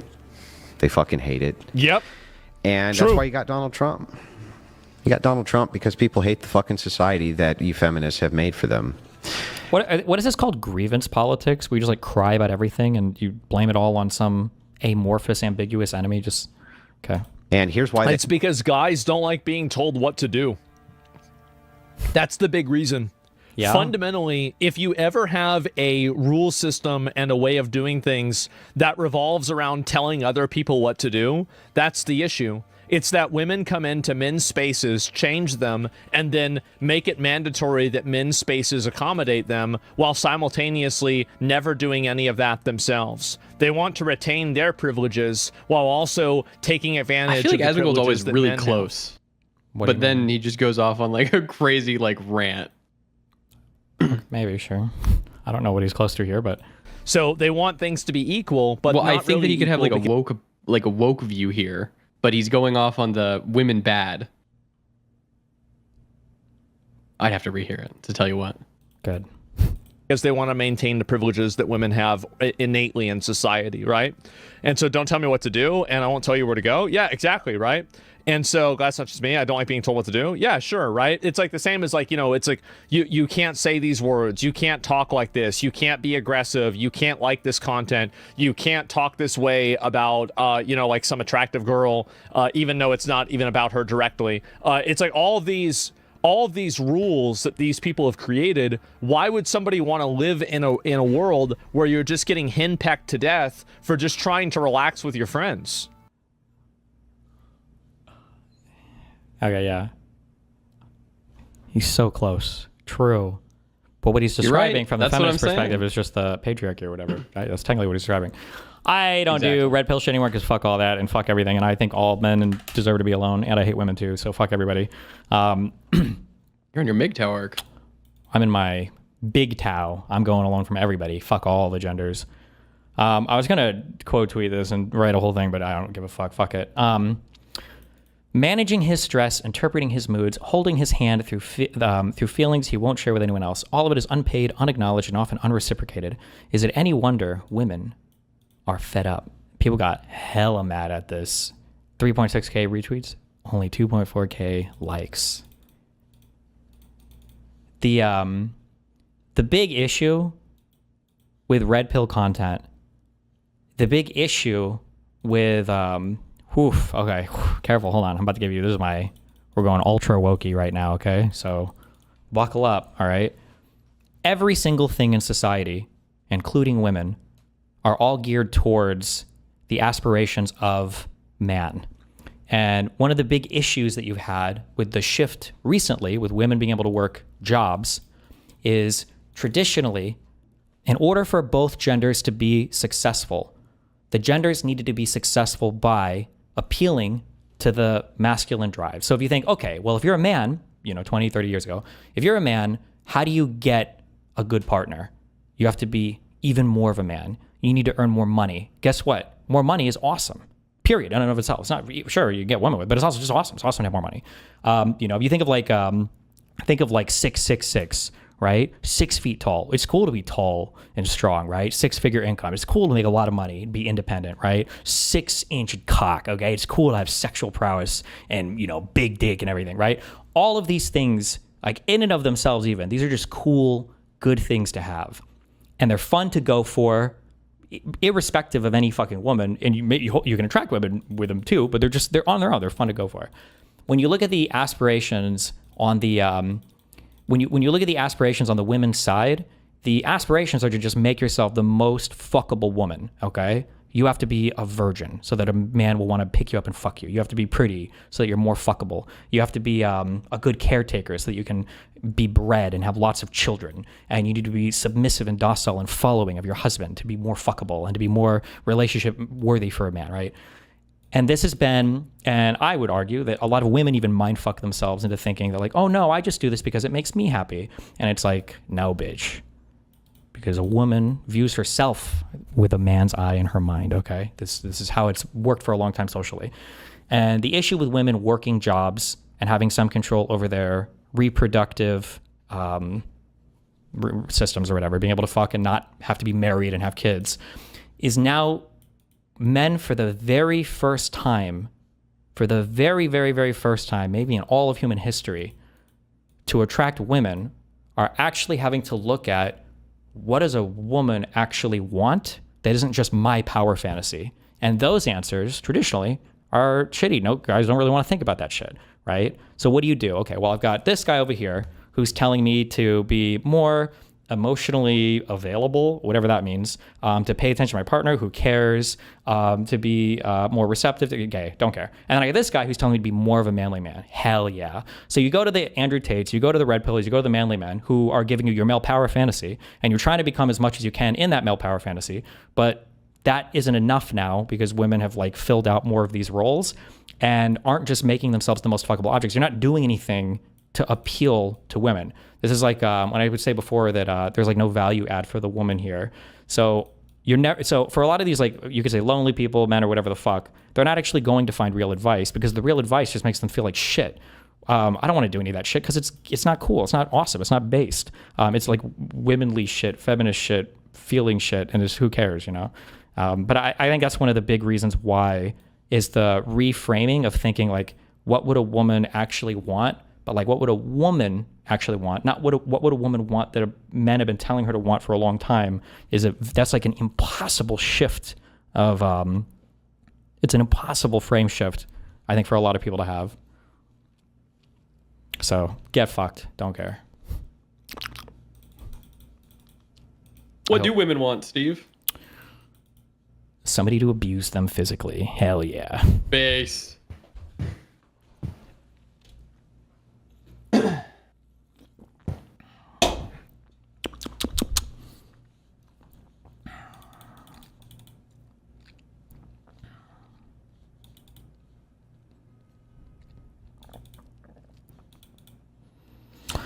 How do you explain the whiplash towards more traditional gender roles, even amongst women? I'm hearing Queen Slade versions of, I want a man to pay for my expenses and take care of me sentiment from my women friends. I suspect part of it is because of the fuck man rhetoric, but I can't just be that now.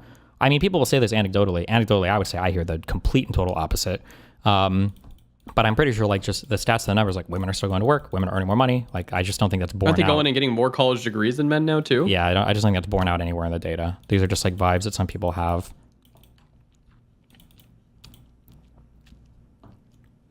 I agree with what you're saying, but the article makes it sound like men don't manage their women's stress and feelings as well.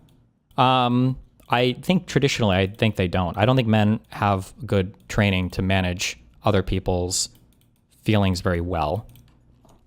And oftentimes you don't even think about what should I do to manage somebody else's feelings? Because it's just not, I don't think we get the social training for it. We don't really learn that. You get called like a gay boy if you try to have feelings maybe with you your do. friends. Got him.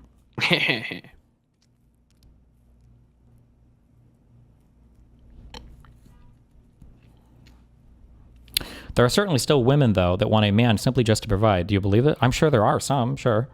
But that's not the trajectory that we're on right now. And if you orient yourself in that direction, you're setting yourself up for failure.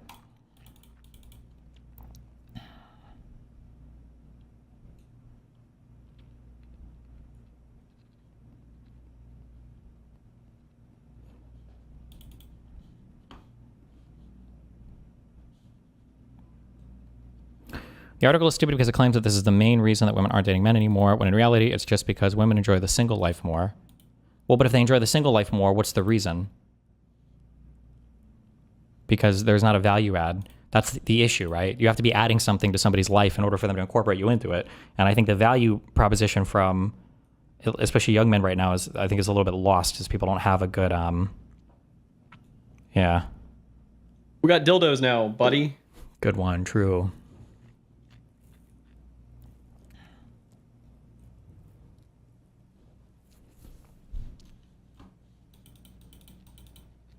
Destiny, I want a provider man is like every woman. I mean, you can say that. It just depends on anecdotally. I don't know. I've known a lot of women that court loser men for way too fucking long.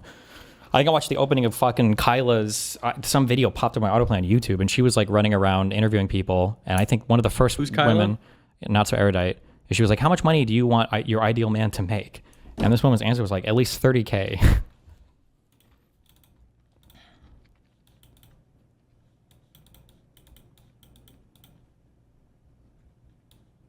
You want a McDonald's worker? That's fucking based. Based, queen.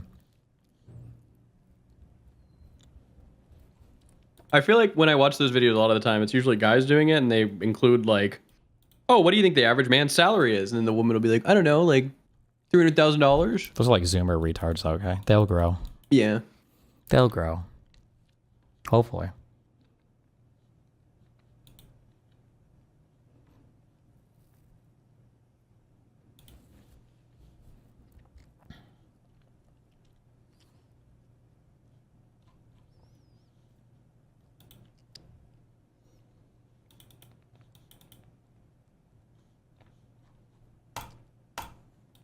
You say this is new, but this trend of working women has been going on for like 50 years, no? I mean, it started probably at the end of World War II, but now we're getting to like critical mass levels, right? It's getting more and more and more. Fuck. They took her jabs. Are you okay? Yeah. You? You? Do you think men are in a pretty fucked spot? Yeah. Or do you think it's like self-imposed? Well, I mean, it's a combination of both. But I mean, like, can you blame people who are raised a certain way? I just don't think men get a lot of social training, and women do get a lot of social training. And now they also work like losers. So a woman with a job is kryptonite to a man who can only offer his wallet, you know? Holy shit. You should tweet that. That's deep, dude. Okay, that'll be my next merch. Put like an edgy fucking hairdo on it. Get some septum piercings. That's huge.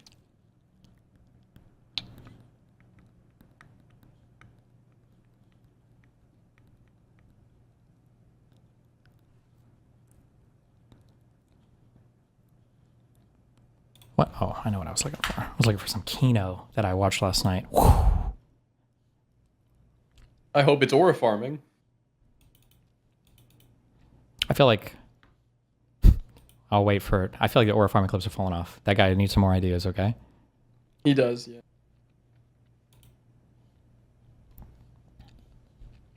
He just needs a new season of anime to come out. Can shoehorn them in. Jinwoo's done.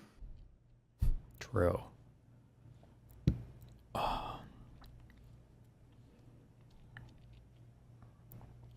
If they're oh wait, is there an update on the filings Grace made against you? She never served me, so I don't know if those like go away after a while. I don't know what the fuck happens with that.